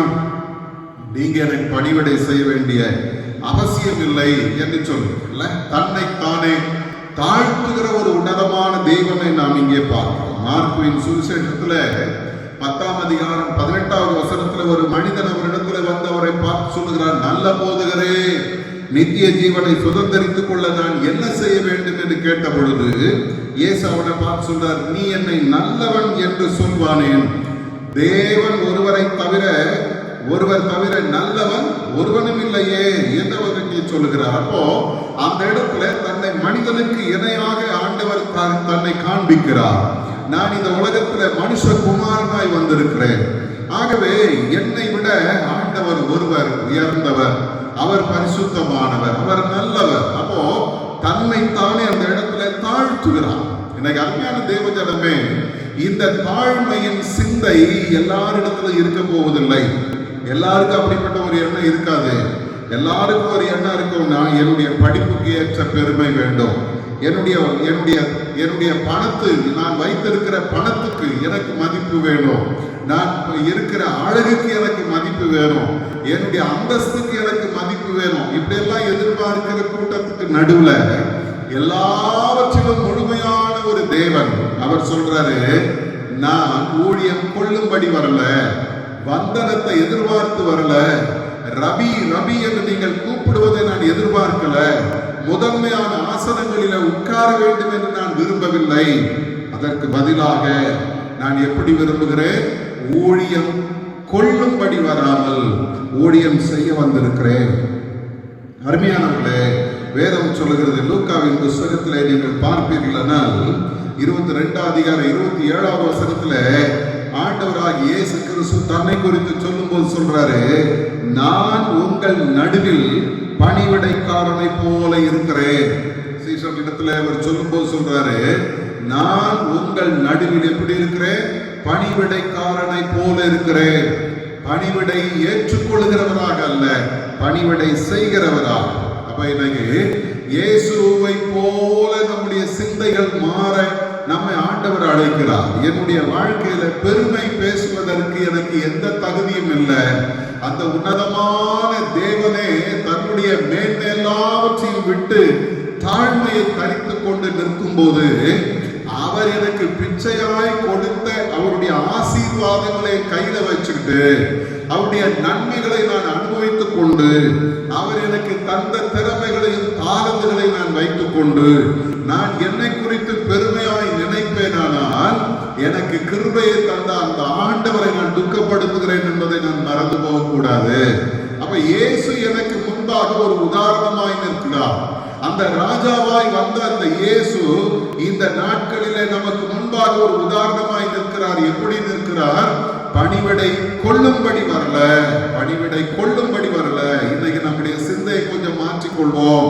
அவங்க எனக்கு உதவி செய்யணும், இவங்க எனக்கு கீழ்ப்படியணும், இவங்க என்ன கனம் பண்ணணும், இவங்க எனக்கு போய் என்ன புகழ்ந்து பேசணும், இப்படி நினைக்கிற கூட்டத்துக்கு நடுவில் கிறிஸ்தவர்கள், அதுவும் மாற்றப்பட்ட கிறிஸ்தவர்கள் எப்படிப்பட்டவர்கள் தெரியுமா? பணிவிடை எதிர்பார்க்கிறவர்கள் அல்ல. அதற்கு பதிலாக வேதம் சொல்லுகிறது, பணிவிடை செய்யும்படி வந்தார், ஊழியம் செய்யும்படி வந்தார். ஊழியம் செய்கிற ஒரு உன்னதமான ஆண்டவரை நாம் இங்கே பார்க்கிறோம்.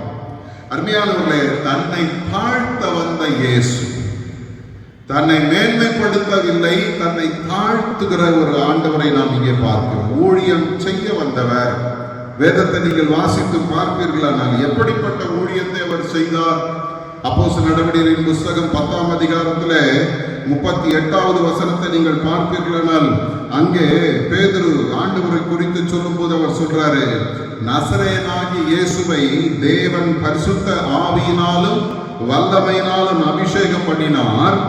தேவன் அவருடனே கூட இருந்தபடியினாலே அவர் நன்மை செய்கிறவராயும் பிசாசின் வல்லமையில் அகப்பட்ட யாவரையும் குணமாக்குகிறவராயும் சுற்றி திரிந்தார் என்று இங்கே சொல்லப்படுகிறது. அப்ப இயேசு கிறிஸ்துடைய ஊழியம் எப்படிப்பட்டது அப்படின்னு நீங்க பாத்தீங்கன்னா, ஆண்டவரால் அபிஷேகம் பண்ணப்பட்ட அந்த இயேசு எப்படிப்பட்ட ஊழியத்தை செய்கிறார் தெரியுங்களா? நன்மை செய்கிறவராய். இல்ல, அந்த ஊழியத்தினுடைய முதல் பகுதி என்ன? நன்மை செய்கிறவர். வேதத்தை நீங்கள் வாசித்து பார்ப்பீர்களானால் இந்த ஆண்டவருடைய வேதம் நமக்கு சொல்லுகிறது, அவர் நன்மை செய்கிறவராக, அவர் அற்புதம் செய்கிறவராக, அவர் விடுதலையை தருகிறவராக இந்த உலகத்தில் தம்மை சுற்றி இருந்த மக்களுக்கு அவர் ஊழியம் செய்கிறவராக வந்தார். வேதத்தை நீங்கள் வாசித்து பார்ப்பீர்களானால் ஆண்டவருடைய அந்த ஊழியத்தை குறித்து நீங்க பார்க்கும்போது மத்தேயு சுவிசேஷம் 11ஆம் அதிகாரம் 29வது வசனத்துல ஆண்டவராகிய இயேசு கிறிஸ்து சொல்லும் பொழுது, வருத்தப்பட்டு பாரம் சுமக்கிறவர்களே நீங்கள் எல்லாரும் என்னிடத்தில் வாருங்கள், நான் உங்களுக்கு இளைப்பாறுதல் தருவேன் என்று அழைத்த அந்த ஆண்டவர் சொல்றாரு. அவர் எப்படிப்பட்டவரா இருக்கிறாரா? சாந்தமும் மனத்தாழ்மையுமாய் இருக்கிறேன். எவ்வளவு ஒரு நல்ல வார்த்தை பாருங்க. அவரு அழைக்கிறவர் இல்ல, வாங்க வாங்க அப்படின்னு சொல்லி அழைக்கிறவர். அவர் ராஜாவாக அல்லது தேவாதி தேவனாய் இருக்கிறவர். அவர் நம்மை அழைக்கும் பொழுது நமக்கு தன்னை குறித்து அவர் சொல்றாரு. என்ன சொல்றார் தெரியுமா? நான் அழைக்கிறவர் எப்படிப்பட்டவர் தெரியுமா? சாந்தமும் மனத்தாழ்மை உள்ளவருமாக இருக்கிறேன். அல்லேலூயா. இன்னைக்கு அருமையானவர்களே, ஒருவேளை இந்த உலகத்துல பெரிய ஒரு பணக்காரர் உங்களை கூப்பிடுறாருன்னு வச்சுங்க, என் வீட்டுக்கு வாங்க, உங்க குடும்பமா வாங்கன்னு சொல்லி கூப்பிடுறாரு. ஏதோ அவர் கூப்பிட்டாரு, நீங்களும் போறீங்க. ஆனா அந்த அந்த அந்த அழைத்த மனிதனை நீங்கள் நெருங்கும் போது ஒரு பயம் உங்களுக்குள்ள இருக்கும். இவ்வளவு பெரிய ஒரு பணக்காரனாச்சே, இவ்வளவு பணம் இருக்கிறது, இவ்வளவு பெரிய வீடு கட்டி இருக்கிறாரு, இவ்வளவு சிறப்பான ஒரு வாழ்க்கை வாழறாரு, நம்ம சாதாரணமான ஆட்கள் அவரிடத்துல போனால் அவர் எப்படி என்னை நடத்துவார்? ஒரு பயம் இருக்குமா இல்லையா? உலக பிரகாரமாக ஒரு மனிதனை நாம் நெருங்கும் போது இப்படிப்பட்ட சந்தேகங்கள் நமக்குள்ள அவர் நல்லா பேசுவாரா, அன்பா பழகுவாரா, அல்லது கடுகடுன்னு இருப்பாங்களா, அல்லது அவர் சீரிட்டு இருப்பாரா, எப்படி இருப்பாரு, இவரிடத்துல நான் போகிறேன்னு இவர் என்னை எப்படி ஏற்றுக்கொள்ள போகிறார் அப்படின்ற கேள்விகள் எல்லாம் வரும்.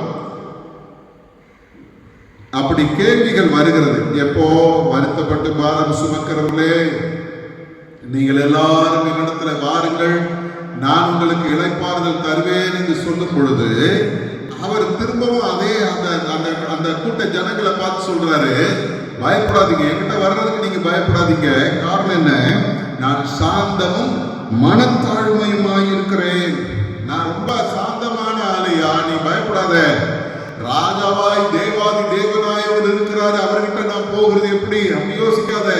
நான் சாந்தமானவர், நான் மனத்தாழ்மை உள்ளவராய் இருக்கிறேன் சொல்லிவிட்டு சொல்றாரு, என் நுகத்தை உங்கள் மேல் ஏற்றுக்கொண்டு என்னிடத்தில் கற்றுக்கொள்ளுங்கள், அப்பொழுது உங்கள் ஆத்துமாக்களுக்கு இளைப்பாறுதல் கிடைக்கும். ஆண்டவர் பாருங்க எப்படிப்பட்டவரா இருக்கிறார் தெரியுமா? சாந்தமும் மனத்தாழ்மையுமானவரா, ஊழியம் கொள்ளும்படி வராமல் ஊழியம் செய்கிறவராய் வந்தார். வேதத்தை நீங்கள் வாசித்து பார்க்கும் பொழுது அந்த மனத்தாழ்மையும் சாந்தமும் நிறைந்தவர் எப்படிப்பட்டவர் தெரியுங்களா? வியாதியஸ்தர்களை சுகமாக்குகிறவரா. மத்தேயின் சுவிசேஷம் 8ஆம் அதிகாரத்தின் 2வது வசனத்தை நீங்கள் பார்ப்பீர்களானால் அங்கே ஆண்டவருடைய வேதம் சொல்கிறது, குஷ்டரோகி ஒருவன் வந்து அவரை பணிந்து, ஆண்டவரே உமக்கு சித்தமானால் என்னை சுத்தமாக்க உம்மால் ஆகும் என்று சொல்லுகிறார். அந்த நாட்களிலே குஷ்டரோகிகளை தொடுவது பாவம், அவரிடத்துல போவது, தொடுவது தீட்டு, அவரிடத்துல போனால் பாவம், அவர்களும் விலக்கி வைக்கப்படுவார்கள். அப்படிப்பட்ட நெருக்கடியான ஒரு காலத்துல இயேசுவிடத்துல ஒரு குஷ்டரோகி வந்து சொல்லுகிறார், உனக்கு சித்தமானால் என்னை சுத்தமாக்குவமாலே ஆகும் என்று சொன்ன பொழுது இயேசுவை அவருடைய அந்த மனத்தாழ்மையை, அந்த சாந்தத்தை, ஊழியம் செய்கிற அந்த குணத்தை நீங்கள் பார்ப்பீர்களானால், சரிவா சுத்தமாயிடு, போ, எனக்கு சித்தம் உண்டு, நீ சுத்தமாகிடு அப்படின்னு சொல்லி அவனை சொல்லி அனுப்பல. வேதம் சொல்லுகிறது, இயேசு தன் கையை நீட்டி அவனை தொட்டு அதன் பிறகு சொல்லுகிறார், எனக்கு சித்தம் உண்டு, சுத்தமாகு என்றார். அப்போ எந்த கட்டுப்பாடுகளும் எந்த சூழ்நிலைகளும் அவருடைய அந்த அன்பை அல்லது அந்த ஊழியம் செய்கிற அந்த குணத்தை கட்டுப்படுத்த முடியல. வேதம் சொல்லுகிறது, குஷ்டரோகியை அவர் தொட்டார், தீட்டு என்று தெரிந்தும் அவர் அவனை தொட்டார், அவனை சுகமாக்கி சந்தோஷத்தோடு அனுப்பினாரே. அதே ஆண்டவர் தான் நம்ம கூட இருக்கிறார். வேதம் சொல்லுகிறது, அதே ஆண்டவர் அந்த 3வது வசனத்திலே நாம் பார்க்கிறோம் அல்லவா, அவனை தொட்டு அவனுக்கு சுகம் கொடுத்தான். மத்தேயின் சுவிசேஷத்துல 9ஆம் அதிகாரம் 11வது வசனத்துக்கு வந்தீங்கன்னா அங்கே இந்த ஆண்டவருடைய மனத்தாழ்மை, ஊழியம் செய்கிற அந்த தன்மை எப்படிப்பட்டது என்று நாம் பார்ப்போமானால், அந்த 11வது வசனம் சொல்லுகிறது, இயேசு கிறிஸ்து அவர் என்ன செய்தாரா, ஆயக்காரரோடும் பாவிகளோடும் அவர் உட்கார்ந்து பந்தி அமர்ந்து இருக்கிறார். 11வது வசனம் சொல்லுது, பரிசேயர் அதை கண்டு அவருடைய சீஷர்களை நோக்கி, உங்கள் போதகர் ஆயக்காரரோடும் பாவிகளோடும் போஜனம் பண்ணுகிறது என்ன என்று கேட்டார்கள். அப்போ இந்த இடத்துல நாம் பார்க்கிறோம், இயேசு அடுத்தது அந்த முதல்ல பார்த்தோம், தீட்டு என்று தெரிந்தும் குஷ்டரோகியை தொட்டு சுகமாக்கினார். இங்கே பாருங்க, பாவிகள் என்று தெரிந்தும் ஆயக்காரர்கள் என்று தெரிந்தும் அவர்களை அவர் ஒதுக்கல. அந்த நாட்களில ஆயக்காரர்களும் பாவிகளும் என்று சொல்லுகிற இந்த வார்த்தை நீங்க பாத்தீங்கன்னா அவங்க எல்லாம் சமுதாயத்துல ஒதுக்கப்பட்ட மக்கள் போல இருந்தவர்கள். ஆனா இயேசுவினுடைய அந்த ஊழியம் செய்கிற அந்த குணம், நான் சாந்தமும் மனத்தாழ்மையுமாய் இருக்கிறேன் என்று சொன்னாரே, அந்த குணம் எப்படிப்பட்டதா இருந்தது தெரியுமா? உலகம் உன்னை ஒதுக்கலாம், நான் உன்னை ஒதுக்க போவதில்லை, உன்னோடு கூட நான் உட்கார்ந்து பந்தி சாப்பிடுவேன். எவ்வளவு பெரிய ஒரு ஆண்டவர் இல்லையா, எவ்வளவு அன்புள்ள ஒரு ஆண்டவர். ஊழியம் செய்கிற ஒரு அந்த சூழ்நிலையை நாம் பார்க்கிறோம். ஒதுக்கப்பட்ட மக்களோடு கூட அவர் தன்னை அடையாளம் காண்பித்துக் கொண்டார். அருமையானவர்களே, அது மாத்திரமல்ல, அவர் யார்? அவர் பிசாசின் கட்டுகளில் இருந்தவர்களை குணமாக்குகிறவர். லூக்காவின் புஸ்தகம் 11ஆம் அதிகாரத்திலே நீங்கள் பார்ப்பீர்களானால் அங்கே நாம் பார்க்கிற ஒரு சம்பவம் உண்டு. 11ஆம் அதிகாரம் 14வது வசனத்திலே நாம் பார்க்கும் பொழுது ஆண்டவருடைய வேதம் சொல்லுகிறது, அவர் ஊமையாய் இருந்த ஒரு பிசாசை துரத்தினார். அந்த இடத்துல நாம் பார்க்கிறோம், அந்த மத்தேயு 12ஆம் அதிகாரத்திலே அந்த சம்பவம் சொல்லப்படுகிறது. ஊமையான பிசாசை கர்த்தர் துரத்தி அந்த மனிதனை அவர் பேசும்படி வைக்கிறார். 14வது வசனத்தின் 2வது பகுதி சொல்லுது, புறப்பட்ட பிசாசு புறப்பட்டு போன பின்பு ஊமையன் பேசினான், ஜனங்கள் ஆச்சரியப்பட்டார்கள். அப்போ இந்த இடத்துல நாம் பார்க்கிறோம், அவரிடத்துல இருந்த அந்த வல்லமை, அவரிடத்துல இருந்த அந்த அதிகாரம், ஆளுவதற்கு அதை பயன்படுத்தல, மற்றவர்களுக்கு ஊழியம் செய்ய அவர் அதை பயன்படுத்தினார். எனக்கு பிரியமானவர்களே, ஆண்டவர் கொஞ்சம் தாளத்தை கொடுத்துட்டார், ஆண்டவர் கொஞ்சம் பணத்தை கொடுத்துட்டார், ஆண்டவர் கொஞ்சம் திறமைகளை கொடுத்துட்டார், ஆண்டவர் கொஞ்சம் நல்லா படிக்கிற அந்த புத்தியை கொடுத்துட்டார். அதை வைத்துக் கொண்டு இன்றைக்கு பெருமை பாராட்டுகிற கூட்டம் ஏராளம் உண்டு. நான் படித்தேன், நான் சம்பாதிச்சேன், நான் செஞ்சேன், நான் என்று மற்றவர்களுக்கு முன்பாக தங்களை உயர்த்தி நிறுத்துகிற மக்களுக்கு நடுவில் எல்லா அதிகாரத்தையும் தனக்குள்ள வைத்திருந்த ஒரு ஆண்டவர் தன்னை ஊழியம் செய்கிறவனாக அறிமுகப்படுத்துகிறார். இந்த காலை நேரத்தில் ஆண்டுடைய சமூகத்தில் காத்திருக்கும் போது ஒரு காரியத்தை தெரிஞ்சுக்கணும். என்னுடைய ஆண்டவர் அவர் ஊழியம் கொள்ளும்படி வரல, பெருமை பாராட்டவும் மேன்மையாய் பேசவும் மேன்மையாய் செயல்படவும் வரல. தன்னைத்தானே தாழ்த்தி மற்றவர்களுக்கு அவர் ஊழியம் செய்கிறவராய் வந்தார். நானும் அவரை போல இருக்கணும், தாழ்த்தணும், என்னை நானே தாழ்த்தணும். அடுத்தவன் என்ன தாழ்த்துறது இல்லை, அடுத்தவன் என்ன குறையா பேசுறது இல்லை. கர்த்தருக்கு முன்பாக நான் தாழ்மைப்பட வேண்டும். யாக்கோபு சொல்றாருல, பெருமை உள்ளவனுக்கு தேவன் எதிர்த்து நிற்கிறார், தாழ்மை உள்ளவனுக்கோ கிருபை அளிக்கிறார். அல்லேலூயா. அப்போ இந்த இடத்துல ஆண்டவருடைய வேதம் சொல்லுகிறது, அவர் கிருபையை தருகிறவர். அவர் என்ன செய்தாரா?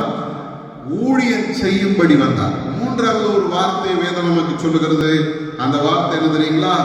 அநேகரை மீட்கும் பொருளா தன் ஜீவனை, தன்னுடைய ஜீவனையே கொடுக்க வந்தார். எனக்கு அருமையான தேவஜனமே, இந்த இயேசு ஊழியம் கொள்ளுகிறவராய் வராமல் ஊழியம் செய்கிறவராய் வந்தார். சார், இப்ப அடுத்தது சொல்லுகிறது, ஊழியம் செய்து விட்டு போவதற்கு அவர் வரல. அருமையானவர்களே, என்னுடைய கடமை ஊழியம் செய்தேன், ஊழியம் முடிஞ்சது, எல்லாருக்கும் உதவி செஞ்சுட்டேன், அவ்வளவுதான் அப்படின்னு போகல. அடுத்தது பாருங்க, கட்டப்பட்டிருக்கிற ஒரு கூட்டம் இருக்குது.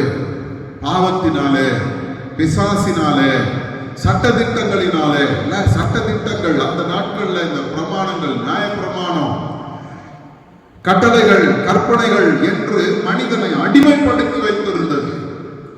ஒவ்வொரு நாளும் காலையில எழுந்திருக்கும் போது ஒருவேளை நல்லவனா எழுந்திருச்சிருக்கலாம், ஆனா நைட்டு படுக்க போகும்போது நான் பாவியா படுப்பேன். காரணம் என்ன தெரியுங்களா? இதுக்கு இடையில ஏதோ ஒன்று தெரியாமல் ஏதோ ஒரு தவறு செய்து விடுவேன். இப்ப படுக்க போறதுக்கு சாயந்தரமாகும் பொழுது நான் ஒரு பலியை கொண்டு போய் ஆண்டவருக்கு செலுத்திட்டு வரணும். ஆண்டவரே, இன்னைக்கு நான் செஞ்ச ஏதாவது தவறு இருக்குமானால் நீங்க மன்னிச்சிருங்க. ஒவ்வொரு நாளும் ஏதோ ஒரு வகையில நான் தவறுகிறேன், நான் விழுகிறேன், மனசாட்சி படி நான் குற்றவாளி என்று தீர்க்கப்படுகிறது போக, சட்டப்படி ஆண்டவருடைய நியாய பிரமாணத்தின்படி நான் குற்றவாளியாகவே வாழ்ந்து கொண்டிருக்கிறேன். பாவம் எனக்குள்ளே இருந்து கொண்டே இருக்கிறது, பிசாசின் கட்டுகள் எனக்குள்ள இருக்கிறது. ஒவ்வொரு நாளும் நான் அடிமைத்தனத்தில் வாழ்ந்து கொண்டிருக்கிறேன். என்னுடைய முடிவு எங்க தெரியுமா? பாவத்தின் சம்பளம் மரணம்.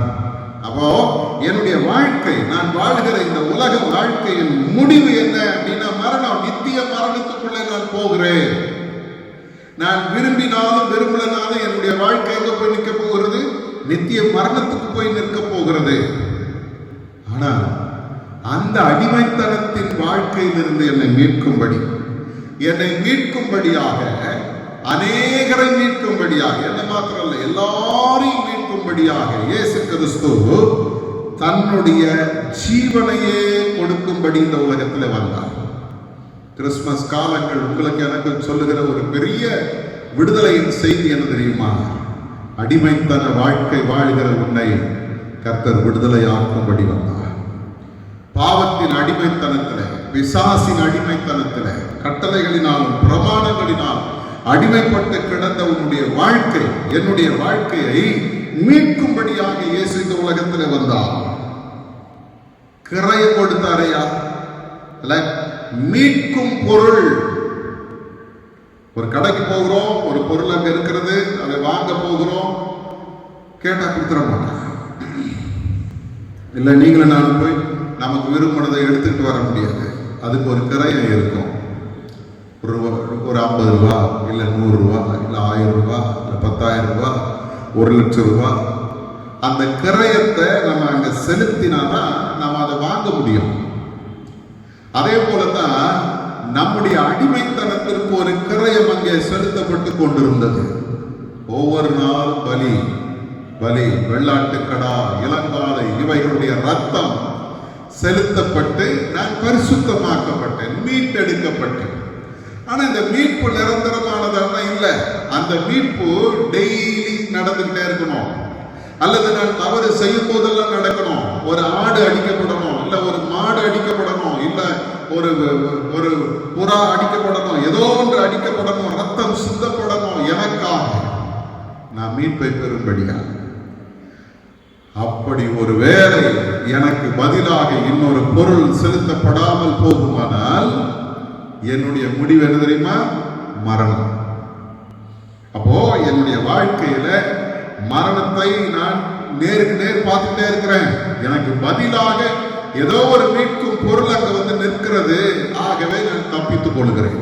இப்படிப்பட்ட சூழ்நிலையில தான் என்னை நிரந்தரமாக மீட்டெடுப்பதற்கு இயேசு என்கிற அந்த உன்னதமான இரட்சகர் இந்த உலகத்தில் இந்த மீட்கும் பொருளாக வந்தார். அப்போஸ்தலனாகிய பவுல் ரோமருக்கு எழுதும் பொழுது ரோமர் 6ஆம் அதிகாரத்தின் 23வது வசனத்திலே சொல்றாரு, பாவத்தின் சம்பளம் மரணம். ஆனா அதோட அவர் நிறுத்தல. அடுத்தது சொல்றாரு, தேவனுடைய கிருபை வரமோ. அப்ப அந்த இடத்துல அவர் என்ன சொல்றாரு பாருங்க, கிருபை வரம். அது ஒரு ஒரு பெரிய கிடைத்த கரிய ஒரு பெரிய பரிசு. என்னது? கர்த்தருடைய கிருபை. நான் நிர்மூலமாகாதிருப்பது கர்த்தருடைய கிருபை.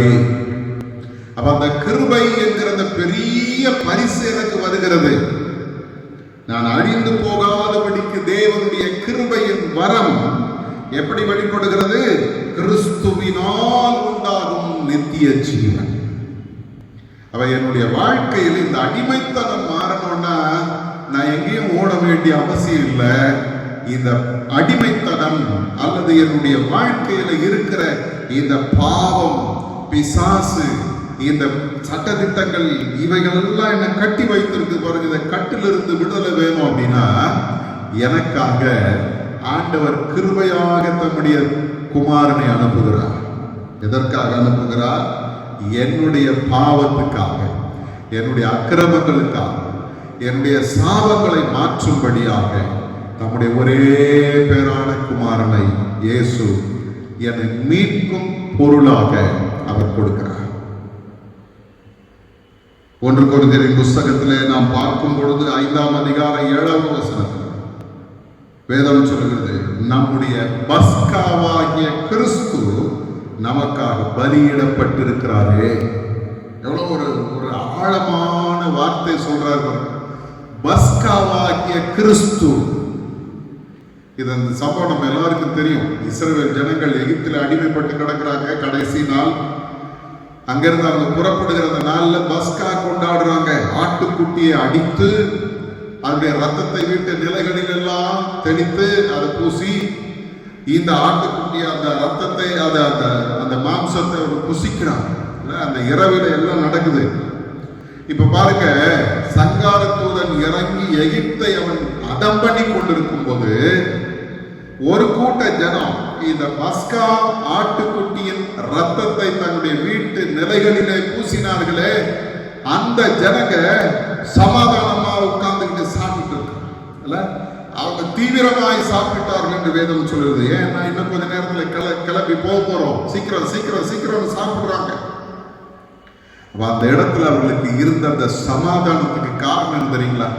சுற்றி இருக்கிறவங்க எல்லாம் மரித்து கொண்டிருக்கிறான், தலைப்பிள்ளைகள் எல்லாம் மரித்து கொண்டிருக்கும் போது இஸ்ரவேல் ஜனங்களுடைய வீடுகளில் அந்த சத்தம் ஓலம் கேட்கப்படல. காரணம், அந்த இடத்துல ஒரு பஸ்கா ஆட்டுக்குட்டி அடிக்கப்பட்டது.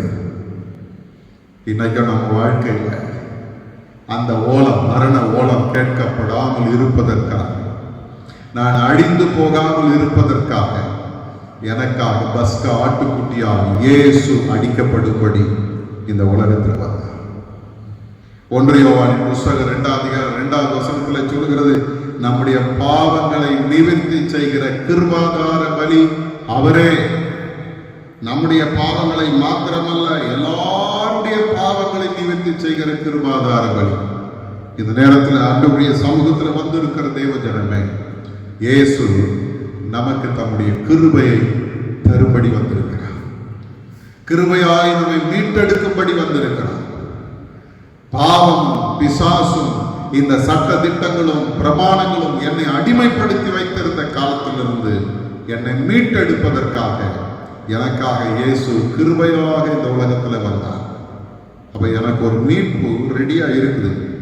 அவர் ஆயத்தம் பண்ணிட்டார். எனக்காக தன்னை பலியாக ஒப்பு கொடுத்து விட்டார். எனக்கு பதிலாக அவர் அந்த கிரயத்தை செலுத்தி விட்டார். பவுல் சொல்லும் பொழுது 1 கொரிந்தியரின் புத்தகம் 6ஆம் அதிகாரம் 20ஆவது வசனத்திலே, 7ஆம் அதிகாரம் 23ஆவது வசனத்திலே சொல்றாரு, கிரயத்துக்கு கொல்லப்பட்டீர்களே. அருமையானவர்களே, நாம் எப்பேற்பட்ட நிலைமையில் இருந்தாலும், எப்பேற்பட்ட அடிமைத்தனத்தில் வாழ்ந்து கொண்டிருந்தாலும், இந்த காலை நேரத்தில் ஆண்டுடைய வேதம் நமக்கு சொல்லுகிற ஒரு பெரிய சத்தியம் உண்டு. இயேசு ஏன் இந்த உலகத்தில் வந்தார்? என்னை மீட்கும்படி, தன் ஜீவனை கொடுக்கும்படி இந்த உலகத்தில் வந்தார். பலியாக வந்தார். எனக்காக அவர் சிலுவையில பலியாக அவரை அடித்து நொறுக்கினார். அவருடைய ரத்தம் எல்லாம் சிந்தப்பட்டது. அதனால எனக்கு ஒரு பெரிய மீட்பை அவர் ஏற்படுத்தி வைத்திருக்கிறார். எப்பொழுதெல்லாம் அவரிடத்துல நான் போகிறேனோ, எப்பொழுதெல்லாம் விசுவாசத்தோடு அவரை நான் நெருங்கி சேர்கிறேனோ, அப்பொழுதெல்லாம் என் வாழ்க்கையில் இருக்கிற அந்த அடிமைத்தனத்தின் கட்டுகளை அவர் உடைத்தெறிகிறார். கிருபை.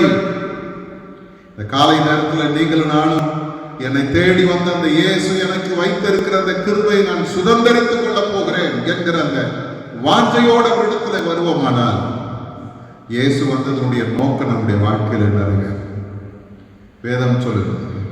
மனுஷகுமாரன் ஊழியன் கொள்ளும்படி வராமல் ஊழியன் செய்யவும் அநேகரை மீட்கும் பொருளாக தன்னுடைய ஜீவனை கொடுக்க வந்தார் என்ற வார்த்தை.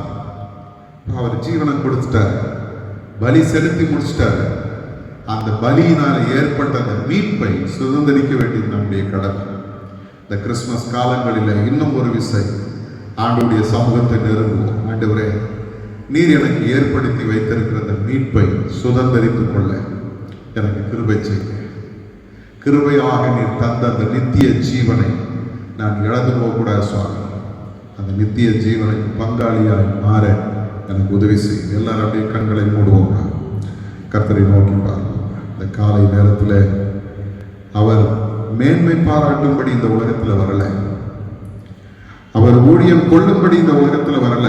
அவர் நினைச்சிருந்தா அவருக்கு ஊழியம் செய்வதற்கு தேவ தூதர்களை இறங்கி வருவாங்க.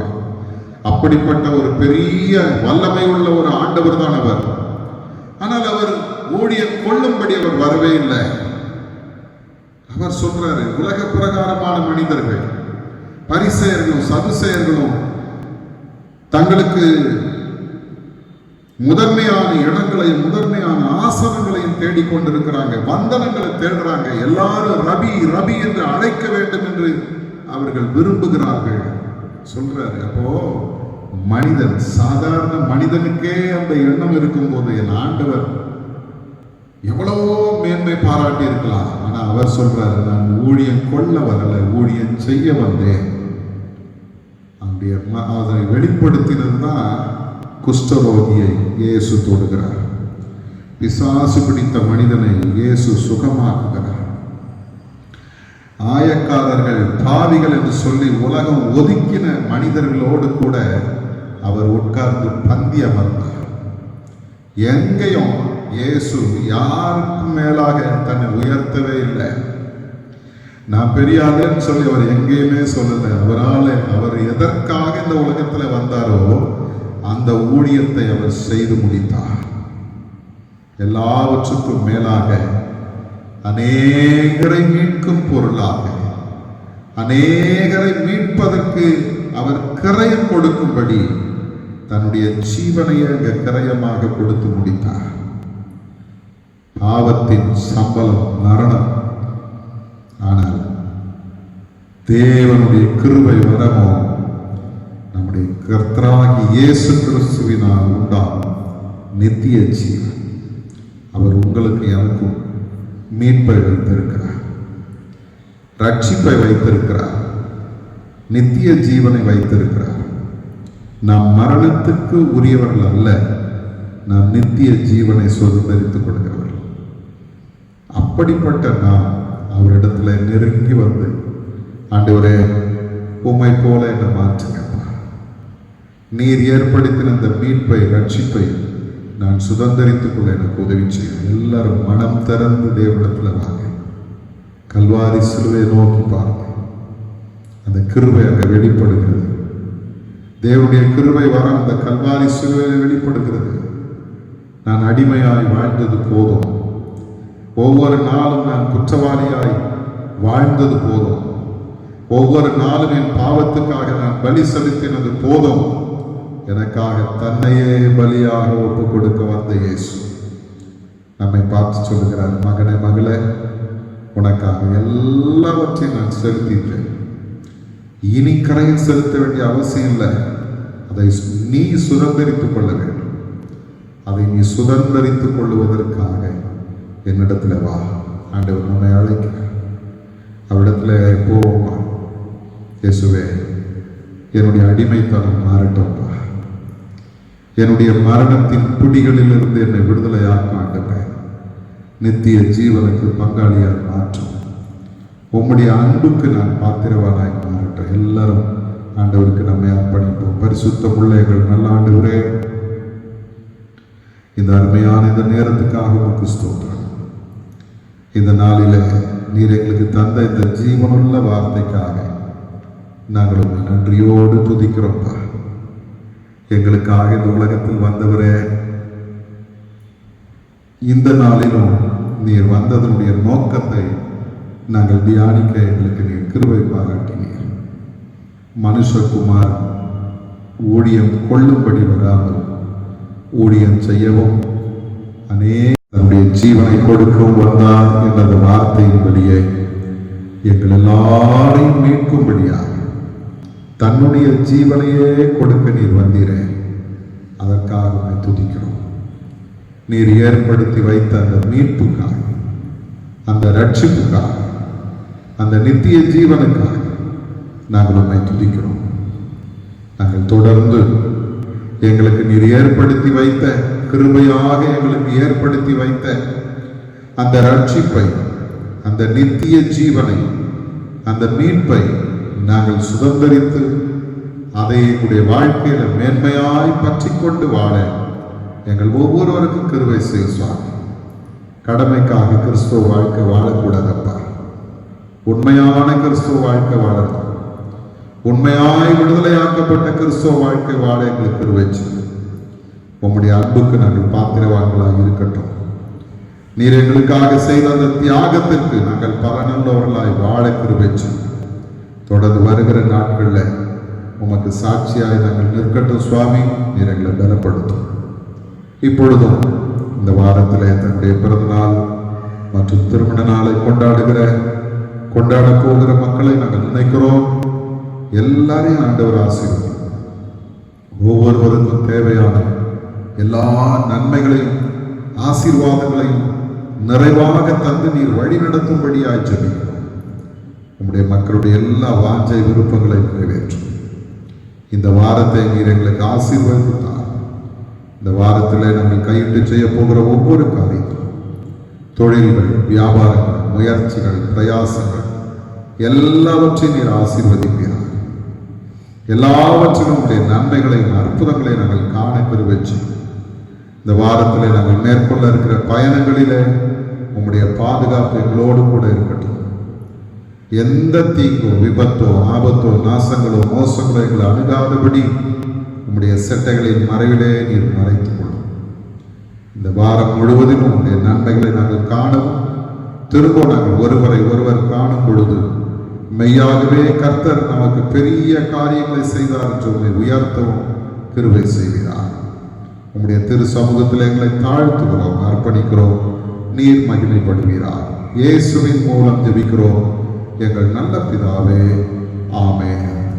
நம்முடைய ஆண்டவராகிய இயேசு கிறிஸ்துவின் கிருபையும், பிதாவாகிய தேவனுடைய அன்பும், பரிசுத்த ஆவியானவருடைய ஐக்கியமும், சிநேகமும், சமாதானமும், வழிநடத்தலும், பாதுகாப்பும் நம் அனைவரோடும் இன்றும் என்றும் சதா காலம் தங்கியிருப்பதாக.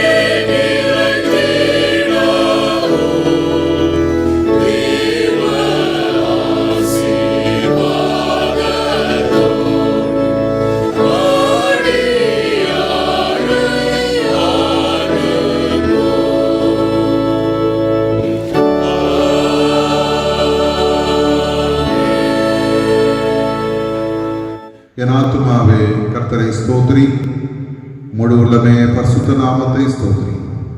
என் ஆத்துமாவே கர்த்தரை ஸ்தோத்திரி, அவர் செய்த சகல உபகாரங்களையும் மறவாதே. ஆமென். கர்த்தருக்களோடு இருப்பாராக. சமாதானத்தோடு போர்க்கடுவோம். ஆமென். அல்லேலூயா, அல்லேலூயா, அல்லேலூயா. ஆண்டவர் தாமே உங்களை ஆசீர்வதித்து வழி நடத்துவாராக.